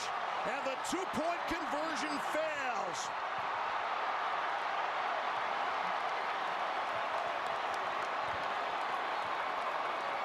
I understand the design of this play, but it's a difficult throw for a quarterback. And Taylor Cornelius threw it way behind Tylan Wallace. He was there for a split second, just trying to run a quick flat. This is called sprint right option. And you get on the move as a quarterback, and sometimes your accuracy suffers, and you see that ball needs to be out here. Instead, it's back here, and it's an easy play for Trey Brown, and Taylor Cornelius knows he missed it. Cornelius has had a brilliant game, 34 of 53. He's passed for 501 yards. And needed 2 yards there passing. You see that if that ball was on time and out front, it's a touchdown or it's a 2-point conversion and you win the football game. Despite the fact that they didn't convert it, I like the decision. Yes. The execution was not right. Hey, this is Oklahoma State's New Year's Day bowl game, New Year's Six bowl. This is their season, a chance to wreck their arch rivals for 100 years. And it will fall now on Matt Amendola again for that missed extra point. Todd. Still an opportunity here for the onside kick. You got to have it if you're Oklahoma State.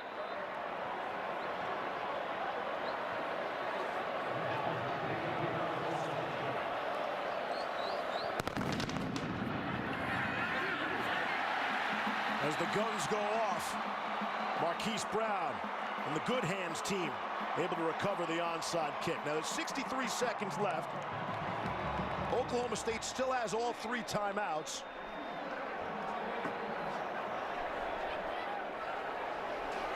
There was some confusion with prior to the 2-point conversion taking a timeout. They didn't reset the play clock, and so they never had to use a timeout prior to the 2-point conversion attempt. The issue with Oklahoma State is not the amount of timeouts, it's stopping this run game.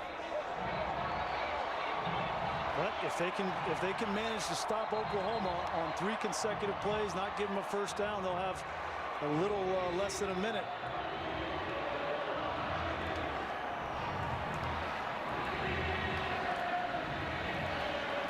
Get a flag here. Zeros on the play clock.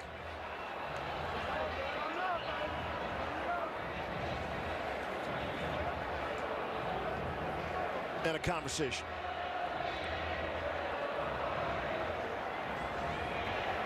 Delay a game, defense, 5-yard penalty, first down. Delay of game defense.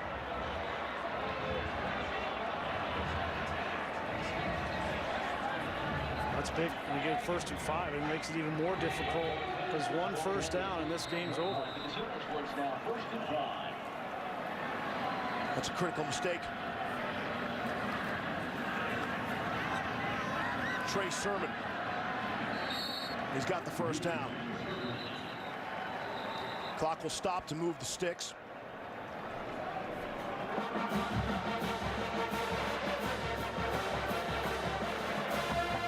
Cowboys will spend a timeout there. Take a look at this week's college football rankings brought to you by PlayStation. How's the committee going to look at a 1-point win here by Oklahoma? Well, listen, a win is a win, and this is a rivalry game. We knew it was going to be a tight game. I don't think that the committee, if we're looking at Oklahoma in particular, I don't think they're going to ding them for winning in this fashion. I think what they are going to look at is this Oklahoma defense. And when you compare it against, the other 1-loss teams that potentially could be there at the end, Michigan, Georgia, right? And if Washington State even, I think they're out. But I think Georgia and Michigan, when you compare it to those 2 teams, I think that's going to be the issue that Oklahoma has to overcome, is their defense. And when we're comparing everyone to Alabama as the standard, Crimson Tide have back-to-back shutouts the last couple of weeks. That's their defense. Here's Sermon. He'll be dragged down. Calvin Bundage and a timeout. We've seen 1,342 yards of offense combined. That's the most for a game of the FBS this season. But listen, a win is a win is a win, especially is a win in a rivalry game like this. Listen, if I'm on the committee, right, I'm giving Oklahoma credit for this win. This is a gritty, gutty team with an unbelievable offense, an unbelievable quarterback, and one of the best coaches on the planet. Yes, they have some issues on the defensive side, but you could make arguments against Michigan offensively, too. You could make arguments against Georgia. I mean, I think it's going to be a very interesting end to this season, but Oklahoma had to take care of business here tonight. They did it. It was close, but give them credit. Give Lincoln Riley credit. They made the plays they had to win. Final seconds will tick down. Matt Amendola, the missed extra point. We're at 48-47 with zeros on the clock. And give credit to Oklahoma State, too. Mike Gundy with the guts to go for it in that situation. You know, people will second guess that till the cows come home, and I thought it was the right decision. And give credit to Taylor Cornelius. Played a whale of a football game, just didn't come up at the end. 500 yards of passing. Down to the field, Todd McShay. Lincoln, you're not in a lot of these close ones. So what'd you learn about your team tonight? Yeah, we didn't have our best, and Oklahoma State, give them credit, man. They played fantastic. Quarterback played great, and yeah, we just found a way. You know, made some huge plays defensively, forced a fumble, stopped the two-point play, weren't at our best there, and then, you know, offensively were bad in the third quarter and came back, found a way to win. You gave up a lot of yards, a lot of points, but your defense makes the play at the end. What are your impressions of your defense tonight? We made big plays, but we got to certainly play better. You know, we gave up some big ones early, and then, you know, that makes you a little conservative after that, so we got to continue to improve. Congratulations. Thanks, Coach. Thank you. Appreciate it. 3-touchdown underdog was Oklahoma State, and they come up 1 point short. And Oklahoma will survive and advance on. Everybody's pointing Grease to that last game in Morgantown on November 23rd. Some points scored in that one, right? I mean, we've done Oklahoma back-to-back weeks, yes. The Texas Tech game, and then here tonight.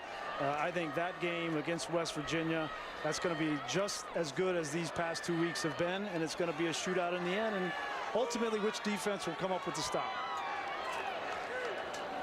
Oklahoma wins its 15th straight game in the month of November. The Matt Amendola missed extra point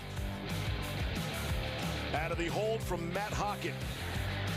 They'll be talking about that, and then they'll be talking about Oklahoma being one accurate pass away from being 2 losses and out of the college football playoff conversation. If this ball's thrown accurate, it's a conversion for 2 points and a win, and a huge upset for Oklahoma State inches away.